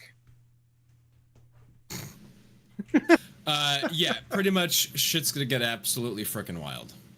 So yeah, it's the team has so much stacking that I don't quite know how you're going to get out of certain things, because if you get just all the GLs I'm thinking of, offensively it's going to dunk on every single team. That's not even a question. It's just defensively what can somewhat pick this apart, because I feel like you need to get rid of if you're going into multi-tap, you got to get rid of Hu Yang and maybe Ezra or Sabine. Well, I mean, until she actually gets all the perfect defense stuff going on, the rest of the team, they're not really all that thick, right? Well, they gain quite a bit of stats, though, from the different uniques and leaderships, though. Oh yeah, they get double health and protection, what it is, and like extra defense and everything. But I don't think they're really all that chonky. I know Ezra is pretty freaking chonky, but you might be able to take Sabine out or Hu Yang pretty quickly. Yeah, it's possible that that you could get through to him.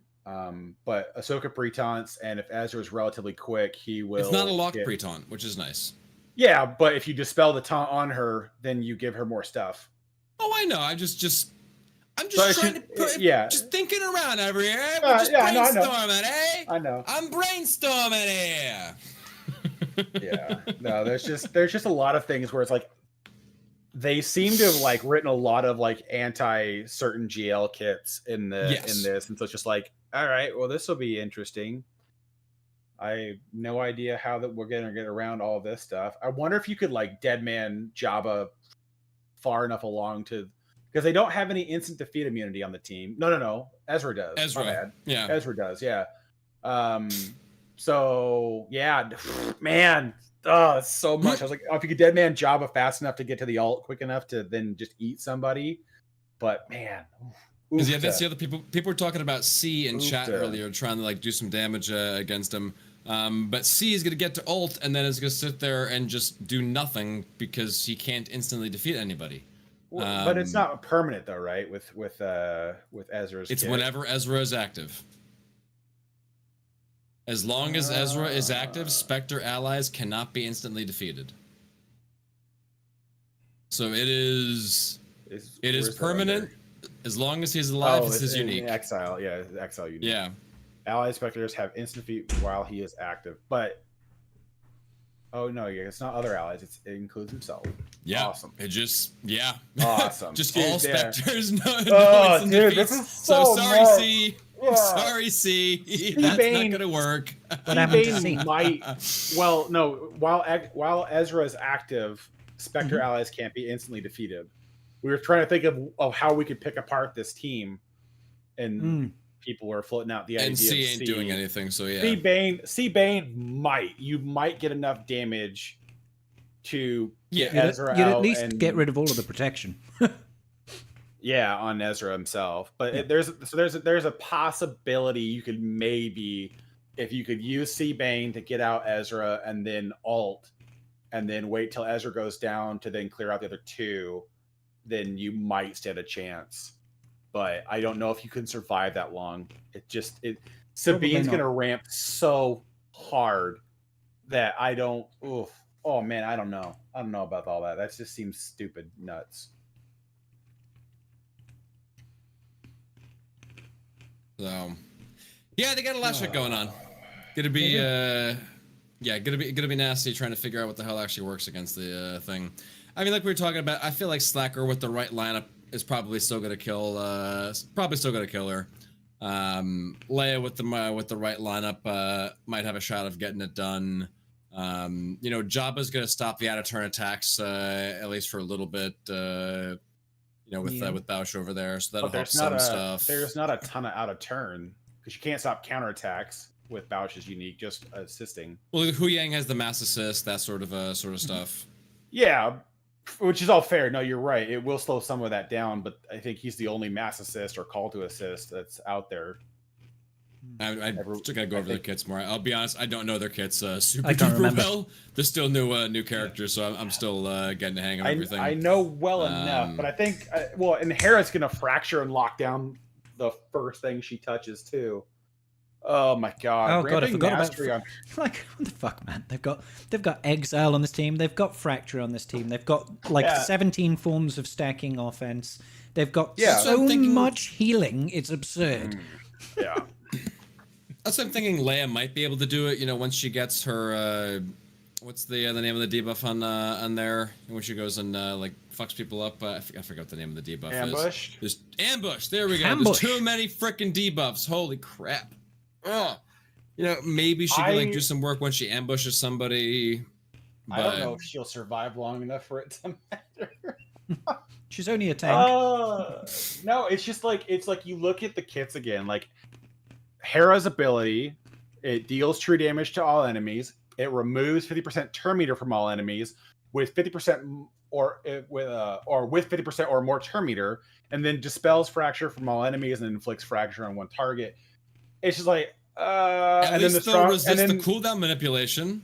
Yeah, but then the strongest ally tank taunts and gains protection up for 2 turns. So if you dispel the taunt and Hera goes next, she just puts it right back on her. Oh my god. Well, I mean, a lot of the time you'll have call to action, so you'll be able to ignore the taunt, right? But oh yeah, you'll be going around that the entire battle. It doesn't really matter though.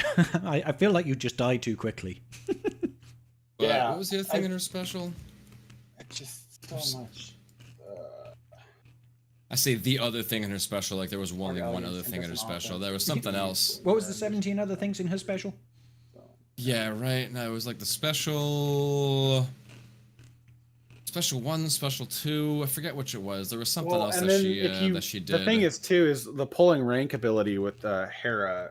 If you try to use Lord Vader and they dispel like Sabine, use it to dispel Sabine or Hu Yang, that stacking offense for 1 turn is going to be a nuke. Just noticed General Syndulla's basic is actually banging as well. Yes, like, it is. It's you do a basic and it's going to call a random Spectre ally to assist. Then it's going to dispel all buffs. Then it's also going to call Hu Yang to assist on top, if it's Hera's turn. Sorry, only if it's Hera's turn. Which does 5% more damage for each active Spectre ally. And it's Hu Yang, so he's going to hit he's going to hit hard anyway. Like that's just a basic, man. I'm sorry. As soon as you said dispel buffs on basic, I just thought for a second how fucking toxic a mirror match is actually going to be. Because you're just going to dispel buffs on each other and then instantly charge up each other's offense. It's just going to be like, just who fucking nukes somebody first? That's going to be insane. Exactly. This is like that does not sound like a healthy mirror match. No, it doesn't. Oh my god. It does not. Oh jeez. Well, there's tons of TMR in the team too, though. Like if you can't outrun this team, it will suppress you into the floor. I'm just reading over Hera's kit because I feel like I need to understand these kits to understand how this is going to operate, because it's just crazy. Yeah. Shit show. How's that sound for you? Yeah. The perfect defense, giving 200% defense to GL Ahsoka, who gains additional damage from her defense. It's like, oh no. She gains 35% offense. She gains 35% offense equal to her total defense numbers. That's gonna be nuts. Yeah, if she's got perfect defense. This is gonna be fun. This is gonna hurt. This is gonna hurt.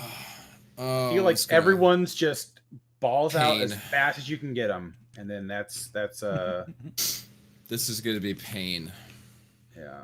I wouldn't be surprised. I mean, she'll make a good speed set too. I just want to know what her base stats are, because I would love. I mean, like if I'm not, in all honesty, with her, I'm not worried about her moving first in the battlefield, because there's so much tenacity up. I don't think they're going to ever be able to turn one land an ability block on her, and there's no GLs that really do ability blocks. Just JML. On a basic, but isn't it only versus on Efflux? Efflux, special. yeah. Efflux. Well, yeah, but JML is the easiest one to outrun on the world too, so. Oh, we'll see how fast she is. Like I said, she could be a slow GL, she could be a fast GL. We'll see what she ends up doing over there.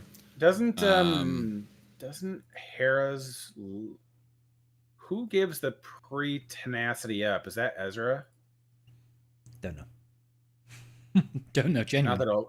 Not that it'll really matter, right? Because they're all going to have exile except for Ahsoka. Well, so she would have tenacity. I don't know. I thought somebody gave tenacity up. I'm just circling on trying to keep my head on. Start of the battle, all allies gain 4 opportunity. So there, it's really on exile. At the start of the battle, all allies gain foresight for 2 turns. All light side, sorry, and all Spectre allies gain tenacity up. So even if JML's faster, he'll never land it. Well, because they're going to have foresight and tenacity. Yeah, exactly. So it's like, I don't know how worried I am about her being faster than other GLs, which is kind of a net positive. I think at that junction, you just try to get her like relatively quick and then just tanky AF. I think JML would have to just like ignore the efflux and do the cooldown increase instead. Yeah, you have to open with the wave, No, get like no, Jedi you- Cal over there. No, to, like, no, because pass with somebody and Ezra, stun. they are immune to cooldown manipulations. But doesn't it So- doesn't it put tenacity down Wait, in is ability Ezra do block? that? Ezra's unique.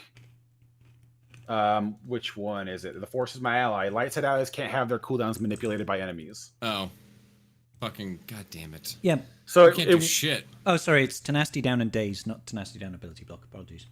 yeah, tenacity down in days. But I mean, still, it's still. Oh my god, still. Just Yeah. still.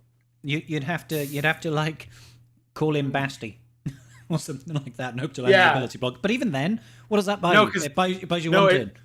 It doesn't. Well, no, but she still can't land it Yeah, it because still won't the land. She the wouldn't first miss, yeah. the first ability won't trigger the foresight, so she'll hit foresight with her basic.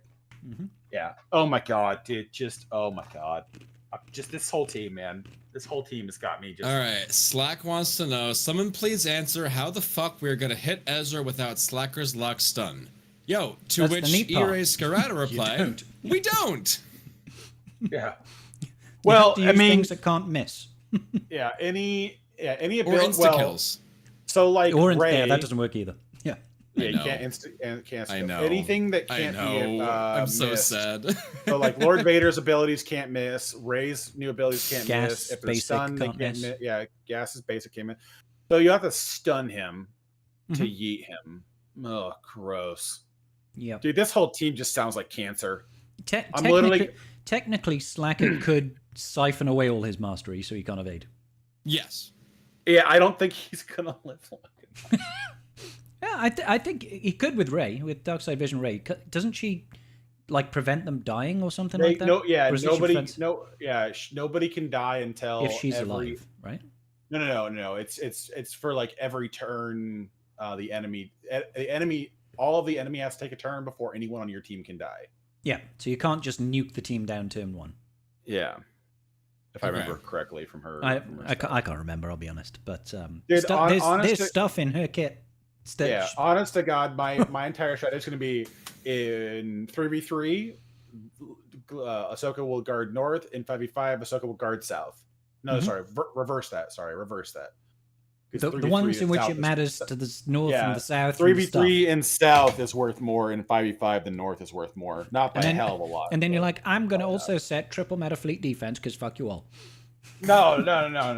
Why bother? Well, actually, if in You just don't even set 3v3, fleet yeah, defense. In 3v3, in 3v3 you do. In 5v5 you don't set defense. Oh my god. Yeah, it's just like my whole defense is just GL Ahsoka Tano. I'll just let my opponent throw their Dude. entire roster at it. Dude. Oh Man. my god. Yeah, I think that's going to be their one caveat is that Ezra. Because Ezra's unique will load before. Hold on. Yeah, unique Now skill I- before leads. Yeah, now I need to see where she throws out exiled from. It's her leadership, isn't it? Mhm. Yeah. I think so. Yeah. The leader of the wayward. At the start of Yes. the battle. Yeah. Yeah, leader. Yeah, so they'll still get Ezra's foresight and tenacity up at the start of the battle. So, all right. So yeah, this is Yeah. going to be so dumb. So she Yeah. won't grant him exile. He'll already have it. Yeah. Yep. He'll already have it. So the other three allies will get it when she Yeah. won't. Yep. You have to kill Ezra first. You have to kill him God first, damn, otherwise you will time out. this is insane. Fracture will Yeah. help. Although it's- at least if you he'll have come out your of full name. exile. I'll say at least he'll come out of exile fast, so you'll be able to assist against him. So I mean that's something. Yeah, there's that. Right? Yeah. Silver lining. Woo! Woohoo! It's just the counterpoint is one of your guys is going to get exiled instead. Yeah. So that guy's not assisting good against him. It's not not a good good trade. No. Oh, And God, you know yeah, you could still annihilate him for 99k damage. Like that, it's there's something. Hey, maybe we'll do Great Mothers, and Great Mothers will go and that just is the doom solution. him. Yeah. and that'll fuck him up. You'll just Without the Kron. you'll go Great Mother's lead under Slacker and just have Great Mother taking bonus turn all the time, and Beautiful. it won't do anything. But it's funny though. Perfectly balanced. Exactly. Oh my god. Yeah, it's gonna be a fun time. It's gonna be a fun time. I can't wait. I cannot wait to experience the rage. The Dude, rage. so much rage. So much rage. Yeah. There's going to be a lot of rage. But hey, I'm sure we'll figure our way around it. There'll be some counters that people work out for stupid stuff that'll hinge on or it'll be part of the new Datacron set. We'll deal with it in some way. Balin will do something, right? He'll one shot. Yay! Well, they have insane damage though. I think Balin They might do. be able to at least pick part of the team apart. But again, I don't know. I can't think of what will one shot this team off the rip. There might be some triple Omni team I'm not thinking of properly, but man alive. I mean, there's nothing in the team that stops turn meter gains, right? Yes. Is there? No, sorry, not gain. Sorry. Manipulate. Well, it depends. Hold on. let me reread Removal. this. So if they have Removal, Morized yeah. Wisdom, they can't have their turn meter removed. Yeah, that's okay. They I'm can still thinking gain bonus turn meter. I'm thinking Starkiller basically. If you can just TM train the team, like just. Well, then again, the foresight and the tenacity up is still a little bit of a bitch. But Yeah, but once he gets exiled, he'll never assist. he'll never assist. Starkiller. Starkiller. If you exile Starkiller, you won't assist. Oh yeah, but I mean that's 20% chance of happening, right? I mean, depends on what the AI decides to target or the target priority is for Ezra. Yeah. We don't know yet. We don't know. We don't We don't know. 'Cause when I've done it, when threes, it's either Starkiller or Malicos that gets it. It was never Seer. Mm-hmm. So that was fun. Dude, I'm just trying to figure out the justification for making this team this ridiculous. That's true. Yes. The TM gain does trigger true damage, so even TM gain is going to be a bit of a pain. Starkiller is still probably not going to do anything. Well, like you said, we'll see how much damage it actually is. If it's like a nominal amount which they can health steal past. And to be fair, if you're generating enough TM to completely TM loop, it's not going to matter because that damage can't kill you. So it's like you'll just end with crappy banners unless you drop the house on them, of course. And by the house, I mean the Superstar Destroyer. Right. But yeah, it's going to be crazy. I don't know. Maybe the Starkiller Kron with Malagos or something like that could do something. I don't know. Legitimately. I guess we're going to find out at some point. It's going to be wild. It's going to be wild. Oh my days! I mean, true damage. You're not wrong. Do we have It's going to Tribe be Talks silly. questions? We do That's a have good some. question. No way. That is an excellent Tribe Talks question, Scribe. That is a great Tribe Talks question. The answer is yes. Yes, we do have Tribe Talks question. And that's all we have time for today. So And that's all we got time. Hey, Desi, how you doing, buddy? Karth is the spirit of Christmas future. So he has decided that it is not Christmas Day and anytime soon. He's wearing Christmas bottoms though. Don't worry. He's wearing Christmas pants. Okay. So first question comes from Yuki. Do you ever think there will be a time where a single GL start getting multiple specific booster units in their squad, such as Pride for Slacker, in addition to Darkside Ray? I mean, technically, you could argue that Lord Vader just keeps on getting lifter units. It's just never enough. No, I don't think so. Well, I mean, never say never. I don't think it'll ever be part of the intention is to create multiple lifters for one GL. But never say never, I guess. How about you, Wolfie? What do you think? I mean, maybe at some point down the line, I could see a situation where they do that. If it's maybe it's not like a super prescribed lifter, maybe it's like a soft lifter who can like be used, go in and out wherever they are, or somebody that we end up using as a lifter for a GL, but it wasn't intended for them, by CG to be a lifter. But yeah, I think probably it'll just be like the one main lifter per each GL. And then, if anything, it'll be like another character who we more use as a lifter that they didn't really intend to, be as such. Well, Captain Rex. Well, that's like Captain Rex is a good one, but that's like Balin has some of that use under like Lord Vader because of the Ufu tag, and that gives him more things to play with. But I mean, it just depends on what you mean by that, because like I would say that I would be very surprised if CG did not release a second lifter for JMK and Lord Vader and bring in a triple Ami character for that team. Well, I mean, So CG could start by, +1. not releasing every new kit with anti-JMK built in. It feels every single new thing is like, by the way. Well, yeah, he was so JMK. dominant for so long, and now they're just like everyone shits on him. Well, yeah, I mean that is a good call that he doesn't have a triple Omi lifter. Well, there's only 3 of the GLs currently do, and the other 5 don't. So I am suspecting that they will use the conquest units, and even if they happen to line up some of the journey event characters for this year to correlate with giving them theirs, because like I said, this power level on Ahsoka is just god tier, and we already saw what they're doing with First Order with Rey. So I feel like they're going to kind of keep going down that vein of just like, let's get something with all our GLs to make them on this new power tier, because we're going to need it. God. Yeah, we're going to need it. And unless for some reason the team is just incredibly squishy, which I know it's not. I don't know how do you kill it before they just dog walk you completely before turn 3 with some of the fastest base speed characters in the game. Yeah, exactly. Good luck. Oh, it's crazy. My poor head, it hurts so bad. Just thank you for the question there, Yuki. Next up is Vice Torn. If Galactic Legend Ahsoka Tano is going to be called Glat, what are we called Galactic Legend Admiral Thrawn? Glat? What makes you think his name is going to be Admiral Thrawn? Hey? It could just be Thrawn. It's just going to be Thrawn. Hey, Scribe, you want to know something really, really dumb?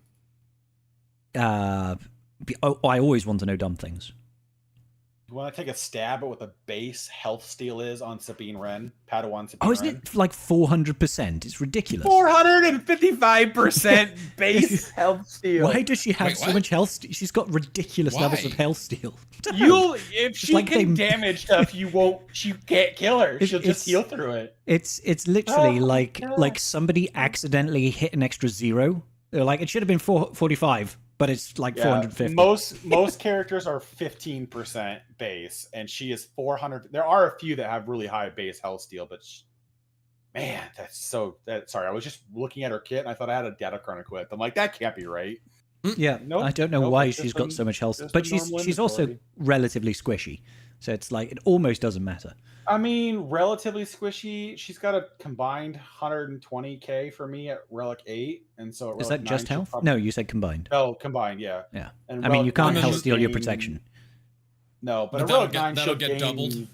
Another 6,000 of each, so not necessarily doubled, but no. I mean that gets doubled under Ahsoka. Yeah, under Ahsoka, yeah. So she'll be 250 roughly. About 350. Mm-hmm. Yeah. Yeah. Also, real quick, I was just going through the episode quest under bullshit stuff. The episode track says it finishes in 1 day, 20 hours. So, is it possible that we would get the update Monday, or will they do the update at the end of that, or what's the actual timing on that? The update should come to the game prior to the episode going live, is what it should be. Because it has to be in game for it to tick over, essentially. Mm-hmm. All right, I wasn't sure if like the update was going to be exactly on that. So update's definitely confirmed Monday then. Okay, all right. Just wanted to make sure. I mean, definitely confirmed Monday. Okay, definitely maybe. Just trying to double, triple, quadruple, whatever. Check. So, all right. So cool. Just to humor myself, I looked. The next highest base health steal is Shin, but her highest is 85%. Yeah. Wow. So Yeah, Padawan Sabina's just over here like, yeah, I'm just like, I've got 10 I've got 10 times more health steal than most people. Because reasons. It's just like literally because reasons. It's like, when they randomly give Admiral Radis ungodly amounts of tenacity for no reason. It's just like, okay, he's just really tenacious. It just is with no modding. He's just like got loads of tenacity. Okay, fine. Yeah, I didn't want to land any. Yeah, there's a few characters like that. Like Hux just has like a really high base tenacity as well. Like a few characters just like out of nowhere, just like have random ass like super high stats. Highest base tenacity in the game is Ezra Bridger of 130%. Wow, that's a lot of tenacity. He's really tenacious. That's Exile or OG? No, that has to be Exile. Yeah, Exile. Okay. Could you imagine? Ezra Bridger, so I wasn't sure. Random old school Phoenix character has just got ungodly stats in some random stat. It's like, yes, he has got resistance of 250%. You can't hurt him with specials. Yeah, cool. So thank you, Vice Thrawn. I just don't think it'll be Admiral Thrawn. They'll just call him Thrawn, or they'll call him the Empire. It'll likely be something that's thematic. He'll have some sort of like title adjacent. So like, yeah, it'll be Thrawn, heir apparent, or heir to the Empire. Done. Heir to the it'll be they'll probably drop out Admiral at that junction because it's no longer we already have Grand Admiral Thrawn in the game. I don't think they'll keep Admiral in this title anymore. And in this timeline, there is no Empire, so how would he be a Grand Admiral of the Empire? So exactly. He's not a Grand Admiral. There's no Empire. So those would be the facts. Yep. Cool. Thank you so much, Vice Thrawn. Moving on to the next question. Rover Wine. Still too soon to talk about Skeleton Crew. We're allowed spoilers here for episodes 1 and 2, not episode 3. I like to give us at least a week before we start talking about spoilers, which is fair. How should CG address to make the episode pack more interesting when there is no extra shards for a new character? Oh, is there no follow-up to that? No. Well, maybe there is. There's a three-parter. Follow-up question. God, I'm waiting for like the Skeleton Crew question. It's a three-parter. He might have something to do with Skeleton Crew.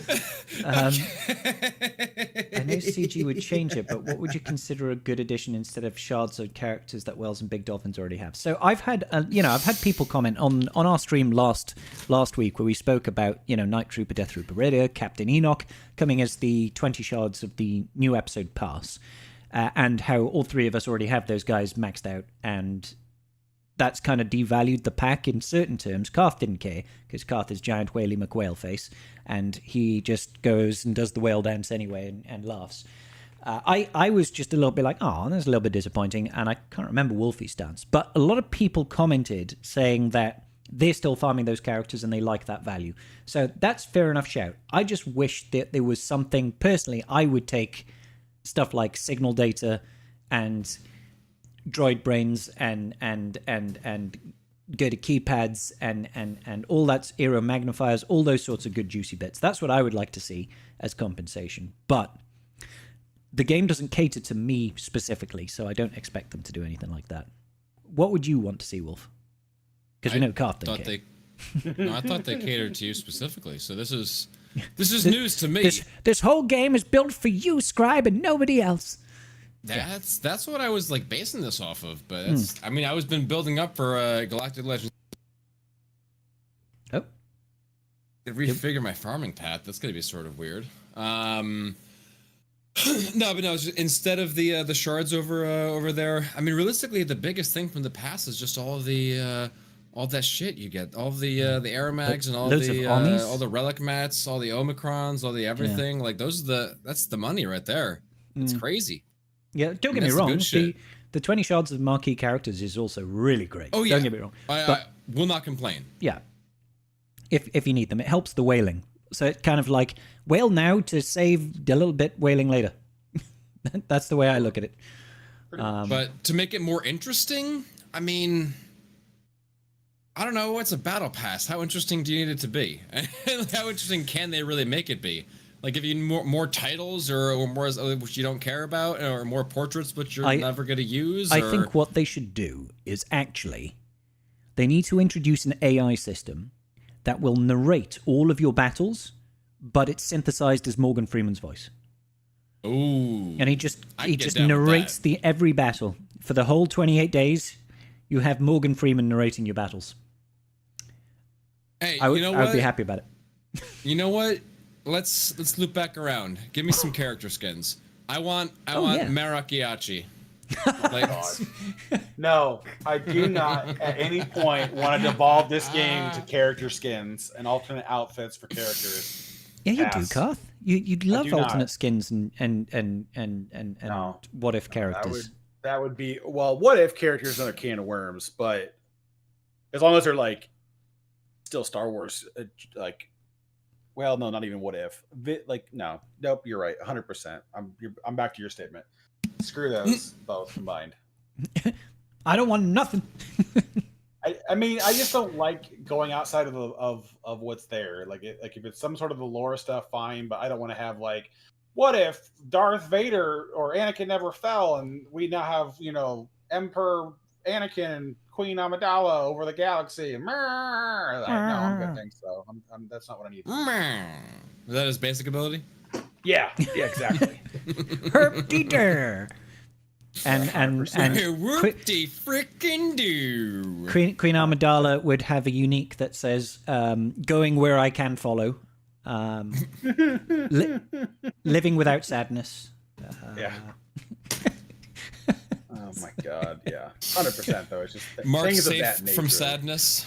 Yeah, Mark safe from sadness. Queen Amidala, yeah, that's turn 1. Queen Amidala has marked herself safe from sadness.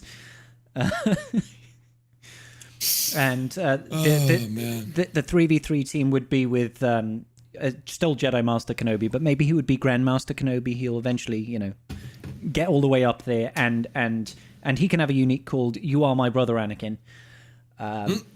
And there would just be a really peculiar love triangle. It would be great. And they could also have a lifter unit be Maul. It'll be great. It'll be like turn around. Fantastic. They make up friends. they stick Maul back together again. And right? See? It's perfect. Yeah. They'll or alternatively, the two last slots could just be Baby Leia and Baby Luke. They just sort of sit there. They're a bit young, so it'll be great. I can't wait. I cannot wait for this What If season to kick off. It's going to be fantastic. I love it. Burn in hell. Yeah. Jeez, tell me how you really feel. I'll save that conversation. Emperor Palpatine instead decides to open up a crochet shop. He's got he's got a line of woolen hats. Just stop. So on this Galaxy of Heroes podcast, I will say, dude, did you ever watch the Lego? No. That they just released. Oh, it's so much fun. It's a little 6-episode, I think it's 6-episode sort of thing where they go do the whole Lego Star Wars thing. It's an alternate universe kind of deal. It's a lot of fun. Definitely highly recommend checking it out. Is that the one with Darth Jar Jar in it? Yes. I have not seen it yet. I hate Darth Jar Jar, but so do I. It's really funny. You know who I hate more than Darth Jar Jar? Jedi Jar Jar. I just hate the name. I just hate the name. Call him Kelleran Beck or get out of here. Like his name is Kelleran Beck. Or if that is too much, just call him Beck. And certainly don't call him like an acronym of Darth Jar Jar. Don't call him like DJJ, because that just obfuscates it further. Nobody knows who you're talking about. Stop trying to make Jedi Jar Jar happen. JJJ, J3. No. It's officially vetoed. It's banned from the chat. Okay? Slack, you're banned from the chat. All right. You're banned. Part 2 of Rover Wine's question. Being realistic, what kind of new pack, one with money, one with crystals, would you like to see for the upcoming Life Day celebrations? If it doesn't have 3 Clone Wars Chewie shards in it, I don't want it. Simple as that. I don't know. Yeah, just give me some Clone Wars Chewie shards. I'm good. I'll take anything that's got, some good value exchange rates for Omicrons. That's what I want. Anything with good value Omicrons or more R9 stuff. I don't really mind. 99 pence. 99 pence for 20 Omicrons, please. Yeah. Well, I mean, for the majority of it, I'll just boil it down to this. this is either relic mats or Omicron materials are going to be the most value for the wider bit span of the player base. Everything else it's nice, but it's just not nothing crazy. We're gonna see plenty of crystal packs come out normally, so we're probably gonna see that buy 2 get 1 free vault pack come back. We'll probably see that Omni pack come back for the 50 for $100. So I would like to see some low budget, like high value packs come out for like Omicrons and relic materials, just to kind of help the lower end of the player base have something that's much more palatable. $10 to $20 is most people splurge and spend on, where your packs are like $100 to $200. You get bent, they're not going to do it. Fair. Wolfie, what would you personally like to see as a pack if you were to? I don't know if you splurge on packs in general, but occasionally. I mean, like the relic material packs are always nice. The signal data packs are always nice. I mean, I don't know if anything. Like I already have all the characters 7 stars. I've already got all the new shit mostly. So it's more just like I need signal data, all of the signal data in the fucking world. So give me a signal data pack, extra something. I know we get the extra assault battles and whatnot usually over the holidays, so that'll give me a nice little boost to get stuff so done. But yeah, I mean, realistically, that's the biggest thing that I'm missing, just all that fucking signal data. So yeah, give me some more of that shit. And I'm in. This new relic pack has got a lot in it. It's got a lot of signal data. It's still $150 you got to spend to get it twice. Geez. But thanks. But there is a lot. We want reasonable packs for the player base, which would be great. It's only 150. Yeah, I'm joking. So it does give you 140 of the tier 1, 150 of the tier 2, and 125 of the tier 3. Damn. Signal data. And you can buy it twice. So you double all those numbers. You get 280, 300, and 250. Yeah. It's a lot. For what you're getting out of the pack, it is hands down to date their best Relic 9 bundle that they put in the game. I will not argue the point that it's still expensive as hell, but out of everything else, they use their first iteration of the pack. If everyone can go back that far, they haven't released it. It was 6 awful. months. It was 7. It was 7 of everything, and then it was like 10 or 15 of the signal data. For $50, you'd buy it 3 times, and it was enough materials to go from R8 to R9 when it was all said and done. This pack should be able to take any character from Relic 0 to Relic 9 if you buy it twice. Yeah. That's a lot better. The value is better. I mean, it's like, let's not pretend that like $150 is not a lot. The only reason I'm doing that is because last month was crazy in Twitch, and I had to do like 3 or 4 Relic 9s, and I'm behind on one right now. So I've had my payout from Twitch, so I can buy that pack on Monday. I can buy the double pack. I kind of have to buy the double pack. It's the only way it's going to work. So yeah, it's crazy expensive, but you do get a lot for it. There's a lot of Relic data. That's my only argument. For what you're spending, it is the best value that they've released. That's my only thing I'm saying about it. Everything else is like, it's still expensive pack. Yeah, I wouldn't expect the average player to be buying those packs, and I wouldn't expect the average consumer to buy them. Like when you look at it in that context, I go back 3 years ago, go back 2 years ago for me, or even a year ago for me, I wouldn't even consider buying £100 for a pack, let alone 150. I'd be like, what? Are you high? But now I guess I've been completely desensitized by the whaling ways of certain individuals who may remain nameless.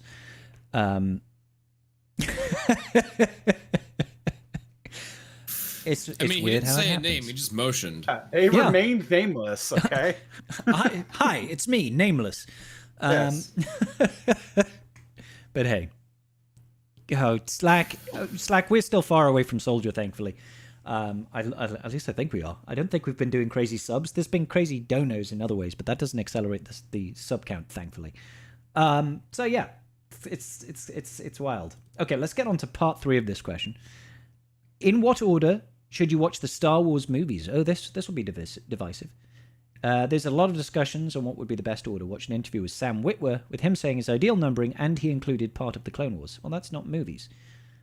Yeah, that's the unfortunate part. Is I think a lot of episode 2 and 3 is greatly informed by the Clone Wars show, so you get a much greater appreciation for different movies with the context. And even Rebels now has some of that too. Some of Rebels helps inform, but Rogue One and but they came out after, didn't they? Yeah, but they inform better now. That's all I'm saying. Yeah, is they do in hindsight, but the thing is like the films were made as standalone pieces that you could just watch. Yeah. And most of it, I think you can. So most of the Clone Wars, I think you can skip. I think the bit of the Clone Wars that Sam Witwer was talking about was like the season 7 sort of stuff with the Siege of Mandalore, because it sets up the whole why the Separatists are going and attacking Coruscant. It sets up, why things are going on over there, why this over. So it does a lot of like that sort of setup of things. It puts Kenobi in the right spot for going to Utapau. It does a couple of like setup things for over there. And it actually really does contribute a lot to the story. So you can fuck off with the first couple episodes with the Martez sisters, who really cares. But I think the bulk of it of that season really did. You can almost do that in really every episode that they show up in. Yeah. But yeah, the end of that season really put a lot of context with a lot of really good work, a lot of amazing shit over there. Seeing the Order 66 from another point of view, amazing. Yeah, that's also a good reason to watch like the very beginning of Bad Batch, the season 1, as well. Just kind of the same thing. Of course, Order 66 happens mid episode 3, but yeah, if we'll just stick it straight to the movies. I would watch the original trilogy and then watch the prequels and then watch episode 7 and then what about Rogue One? About it. I know. Well, Rogue One it's one of those things where it's like I feel like Rogue One, if you watch it ahead of episode 4, kind of devalues the story, because it does give you a lot of good information, but it really kind of like sets the actual path in motion of like the rest of 4, 5, and 6, where I feel like if you watch 4, 5, and 6 on their own merit, there's not as much overarching stories in between. You just kind of move to the next piece with each movie, where it's like Rogue One like sets it clear, like here's what happens and what you need to know leading into 4, 5, and 6. It's like, okay, but I liked not knowing some of 5 and 6 ahead of time because it was more of a mystery. Like you knew these. Yeah. Anyways, just how I perceive the story, but yeah. And then whenever you want, go ahead and watch Solo, because after that released and it got out of all of its movie shenanigans and people hating on it for dumb reasons, actually enjoy the movie. It's kind of a good movie. It was a fun movie. Yeah. Yeah. I wouldn't say it's like amazing, but it's fun. It's just enjoyable. Out of all the sorry, go on. I said out of all the recent Star Wars movies, it's still some of the better content that they've released. Oh yeah. So it's like I'll take that. So, I think we've touched on things before. Like they definitely over-explained some things, and they definitely went out of the way with some of the stuff. Like we didn't need to have the Imperial officer give Solo his name. We didn't need to have a couple like really silly shit that they needed to do. But other than that, I think overall it was a pretty good prequel. A pretty good origin story, as it were. Yeah, if you could just cut out the whole nonsense about L3 trying to start the droid revolt, it is funny. It is funny. I won't argue the point, but it is oh no, sorry. That was I'm on the wrong part of L3. If you could cut out the whole romance thing with L3 and Lando, the pseudo mechaphilia going on. If that was gone, I think that would have been a B+ Star Wars movie. But they spent so much time with this Lando character just being like, I'll fuck it, anything with the pulse, just let me at it. It's and some this things is without not a pulse. relevant. Yeah, this is not relevant to the story. Can we move on? Yeah, it's a weird one. It could have been funny. I mean, I'm not entirely opposed to the storyline as it were, but I don't think it really fits with Lando. You know, you think of like Lando as like the swagger and whatever. You don't think of him going and getting on with the droid. Yeah, no, I think honest to God, they were just trying to have a moment at the end where she dies and somehow we feel heartbroken about her death. Some emotional connection. And that wasn't the play. Like, I'm sorry, that was not the play. Do you know the real crazy thing about that is if you jump ahead like 100 years time, that's gonna be fucking normal. There'll be blokes banging robots left and right. I mean, it's in I'm our not world. Disagreeing with you, but this is Lando we're talking about. Yeah, no, we're talking about on Earth, planet Earth. Oh yeah. In a galaxy far, far away, they don't have fembots. In a galaxy much, much closer to home. We're all a bunch of degenerate fucks. We're evolving to basically VR and sex robots really, really, really fast. A little too. Dude, I don't know if you've ever watched some of those showrooms in Japan, like where they do those like showcasings. Oh my god, dude! What? Is it they just do porn? it's like no. Is this on OnlyFans or no. This is literally like a expo center where they show off these different technologies. And they're like, and this one can cup the balls as well as work the shaft. Honest to God, I would not trust a single robot hand to be gripping anything. Oh my god! Just no. I might put my penis in a lot of weird places, but I am not letting a robot get a grip of me. Pass. Oh god. How did we get to this point? Note, I blame myself. On this Galaxy of Heroes podcast. Degenerates unanimous. I mean anonymous. No, yes, right. Unanimous. You were right. Yeah. So right the first time.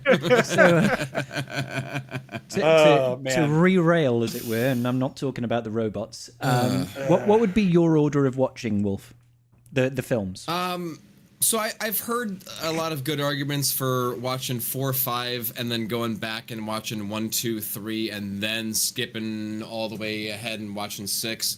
But I feel like just being realistic over here with sort of attention spans and with as things were, if there's that much of an actual jump, which that's what 6 hours, 7 hours of worth of movies or something like that, which you're sitting watching in between episodes 5 and 6, I figure you'll lose some of the plot and whatnot. Yeah.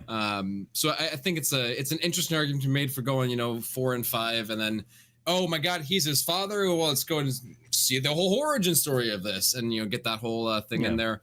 But I think it works better just going 4, 5, 6, 1, 2, 3, and then. And then that's the end of the films. Sequels. Yeah, maybe they'll make some sequels at some point. It'll be cool to see what happens afterwards. Yeah.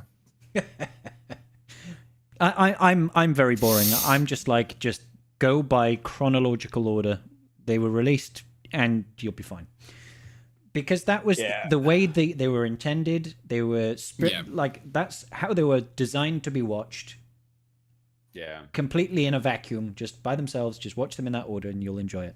But there's nothing wrong. If you with do 1, 2, 3, 4, 5, 6, it spoils the whole reveal of Vader and everything. So it's kind of ruins some shit. Yeah, the way Sam Witwer described it is like, very wait a minute, we apropos. knew that like 3 movies ago. Yeah. Well, the audience knows it. Yeah, that's the big thing. The audience knows it, and that kind of that's what I was saying earlier. Like, just story-wise, that's why I wouldn't want to watch certain things, because the story is spoiled because it informs so greatly upon in that particular movie. Like, there's a lot of what happens in Rogue One that really kind of spoils a lot of like the mystery of 4, and like the fact that the Death Star even exists is part of the mystery of 4, which you're damn sure gonna know about before you watch it if you watch Rogue One first. That's no moon. Like, that's no moon. Yeah, exactly. Yeah, that is no moon. Like, no shit, it's the fucking Death Star. Aren't you guys paying attention? It's like, dude, we have the plans. Yeah, didn't you get these plans from just a couple days ago? Do you remember that really important mission we sent people on? Yeah. Well, in fairness, when they get captured the first time, nobody knows about that from that particular group of people. But did they also not realize that Scarif just disappeared? And, apparently not, or Alderaan. Or did they not have Disney Plus? Do they not Apparently have not. this? No, they may be highly advanced in many, many ways, but not even the Jedi of the galaxy far, far away deigns it prudent to pay for a subscription to Disney Plus. Damn. Fair. I think you know a guy. Fair. You Fair think enough. you know a guy, so yeah, that's our answer to All that. Roverwine, Next question. I'm glad you did ask whether it was okay to ask about Skeleton Crew and then didn't ask any questions about it. But I appreciate that too because we I'm love you. not going to answer them for yeah, like Karth can't answer them because he's not month. watching them. Yeah. 2 months. All 2 right. months. So next question is from Lalna. So now we have GL Ahsoka Tano's kit. What teams, excluding a mirror match, do we think will be able to? No, we spent Oh, like we discussed an hour this. and a Yeah. half. The answer is none of them until we start testing. We discussed this in I- length. It's I going to think be a narrow even mirror list. matches will lose. Yeah. Well, I think the only advantage They're would be on is the AI will play it stupid. There are no winners. That's about all I've got for you. All right, next question. Had Next Hot question. out Good here job. crushing it with multi questions again about Ay, unrelated ay, Star ay. Wars stuff. Okay, so Hod asks, these are non-SWGoH related. Favorite food to make? Lasagna. You guys? Steak. You I know still you on don't your really make carnivore it. diet? Oh, I don't know who will really make it, but I still love steak, so that's all I got. I don't even know. Moussaka. Fucking cooking everything, man. I mean, moussaka is a lot of good. We'll go with moussaka. It's good to make. Yeah, there you go. I was totally guessing. I butchered the pronunciation, but I totally guessed. Close enough. Favorite game outside of Star Wars Galaxy of Heroes? I will say Baldur's Gate 2. Right now I'm really jonesing with a wombo combo of Helldivers and Space Marines 2. It's basically the same game. Cool. It is. It's just different lore. Yeah. I mean, one Val- Sorry. one you spend the entire fight yelling for democracy, the other one you yell brother. So, you know. Yeah. And for the Emperor. Same right? but different. Yeah, for the Emperor. The Emperor protects. So much fun. Favorite game right now? Maybe would have to say in between Valheim or BG3 of all time. Maybe would say between Valheim and KOTOR. Solid stuff. It's I don't know. If we're going all time, I might have to say KOTOR. If we're going right now, I'd probably say Valheim or BG3. Yeah. Which is and I'll expand on my answer of saying BG2. I say BG2 because in my opinion it's just such a fantastic game, and I say that in full knowledge of knowing without a shadow of doubt that Baldur's Gate 3 is a superior game in every single way, shape or form. I just prefer Baldur's Gate 2 because nostalgia. Like, that's literally it. It's just nostalgia. I know it, yeah. but that's the way it is. Like, Oh yeah. Like mechanically speaking, there's a lot better games than KOTOR out there, but oh my god, the amount of nostalgia and everything I got from that game, just next level. So yeah, 100%. No, but Baldur's Gate 3 is just a phenomenal game. It's like GOTY Absolutely of amazing. every year. But I am so excited for all the new subclasses that are coming out. Holy crap! see, this is part of the problem that I have with it. Is like Baldur's Gate 3 feels like if I don't have like 6 hours to sit down and play it, I don't feel like I should boot it up. You know? Right. Whereas Baldur's Gate 2, I could quite happily just boot it up for an hour and I could come away content. I can't do that with Baldur's Gate 3. I feel like I would not do anything. I would do lots of things, but I wouldn't feel like I've made any progress. I'm just like, oh. That's fair. It's there's a hell of a lot to do in that game. It's massive, and I'm one of those people that likes to do everything. So it's takes some time. Okay, so afterwards, it's directed towards me. Favorite hairstyle? I'm a real big fan of the Flock of Seagulls haircut. No, I like cue ball, obviously. Thank you. And favorite movie of this year? Wolverine, Deadpool, probably.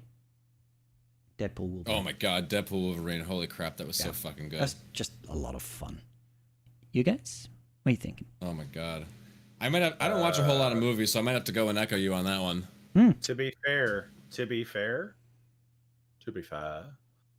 I haven't watched a single movie released this year. Wow. Oh, So, How well, about goddamn. just favorite movie? I'll go with the last movie I watched. I watched The Emperor's New Groove. Pull the lever, Crunk. Exactly. Wrong lever. Okay, It's a Crunk good is definitely the fact. best character in every film. But No, yeah. we I was watching Rules of Engagement, which has Patrick Warburton as one of the main characters. Yeah. And so I spent like a 3 hours listening to his voice, and I'm like, okay, now I gotta watch Emperor's New Groove. He's got a great voice. Yeah. Yeah, it's fantastic voice. Does a great job on that show, that movie. And the last one is favorite show of the year. I mean, Favorite. If you're not show voting the of Acolyte, year. then I don't know what you're even doing here. Shut up, so the plot can happen. shut up, so the plot can happen. Favorite show of the year is Pitch Meeting, hands down. Had Pitch so meeting, many yes, bangers, pitch meetings. so many Pitch bangers meetings, this year. Absolutely. That was my favorite mini series. Full stop. That so many bangers. Oh man, I had to. I'm sorry, it was yeah. right there. I don't know favorite show of the year. I can't think of a show that I've watched this year. Oh, well, I know I watched Bad Batch season 3, and I wouldn't call that the favorite of anything that I've ever watched. No. No, I'm not saying it was terrible, but it for me it was just kind of like, okay. I've watched some crap. I don't get a lot of time to watch shows. That's the problem. So I watched something. I'm watching the Skeleton Crew in it, and it's decidedly okay. So, well, I mean, no, it's fun. It's fun. So it's the favorite show I'm watching right now. There you okay. go. I like it. Slack says, what do you think about GL Thrawn having the ability to, once he hits his second ult, force the battle to be a draw, counts as a drop, and he becomes a fleet that he... What the fuck? No, none of that. He's I like, think all he of that changes is into awful. a ship. He's a transformer. This is go. defense only. Setting on defense, you set both fleet and the squad. No, God, that's just no. fucking weird, dude. Just no. Nope. Like, forcing a draw is kind of a weird mechanic. That's he would have to have a really slow second ult, because otherwise that's just such a frustrating thing to do.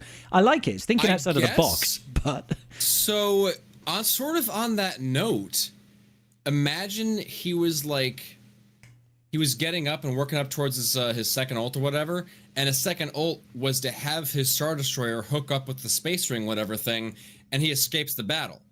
Mm-hmm. So his team goes over and they're ready for round 2, and you're just sort of like left there like, okay, fuck, we just lost. Or like he makes you escape the battle or something like that. Like he could actually just go and just remove your entire team from battle.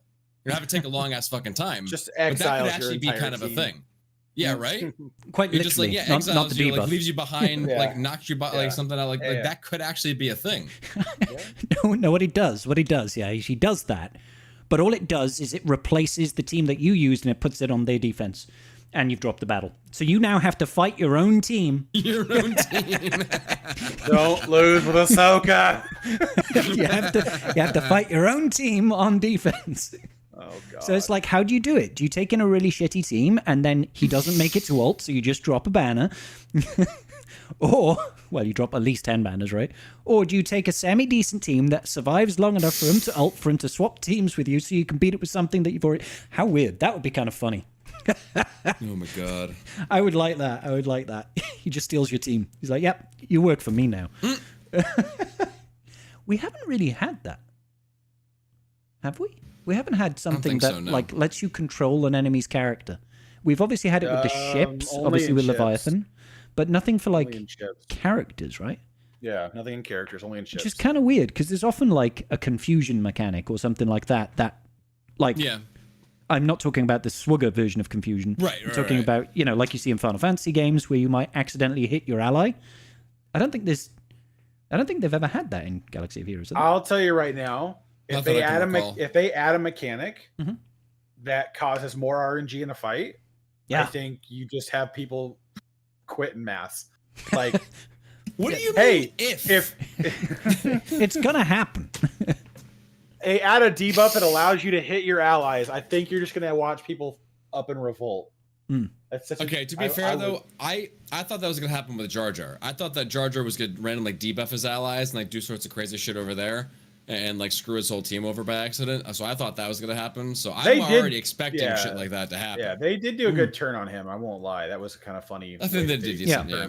I just love that they gave him a death mark. I think that was just so cool. Like, But 1,000% evasion. So yeah. And then you get frustrated. I mean, yeah. All of that is Jar Jar. All of that. It was pretty on the nose. It was pretty on the nose. Oh yeah, they did a good job. Just I was expecting him to actually damage his allies, because he does that. Oh, fuck it. Again, I just mechanics I don't ever want to exist in this game. Just never. BT1 does it. He damages his allies, but it's more that's 100% a gimmick. What they should do is they should release a lifter for Afra that ties into getting damaged by your own allies. They need a tank. They need a tank like Zalbar on their team, so that whenever he gets damaged from the AoE ability, that he gets stacking defense as well, and then just make him like Zalbar, where he becomes nigh unkillable. And then it's like, if the damage came from an ally, you gain a lock taunt, and then Afra's all of a sudden useful again. And then they needed basically their own version of a B2 droid, a reactive droid that dispels all the time. Just tie it into the same unit. The tank. Sure, do that as well. Well, but honestly, they should, as much fun as Vader is on that team, and I don't disagree that he's a good fourth. I think they should go back to making it a full droid team. And it was cute to have the Vader gimmick at the time, but now it's just like so much of the other kits are reliant on the droid tags that I feel like that's kind of the better way to run it again. It's just to go back to because you can revive the droids. The droids get the clauses for the. It's true. Yeah. Poor B2 is like, I ain't coming back. Unless you have the dark side tank revive, Kron.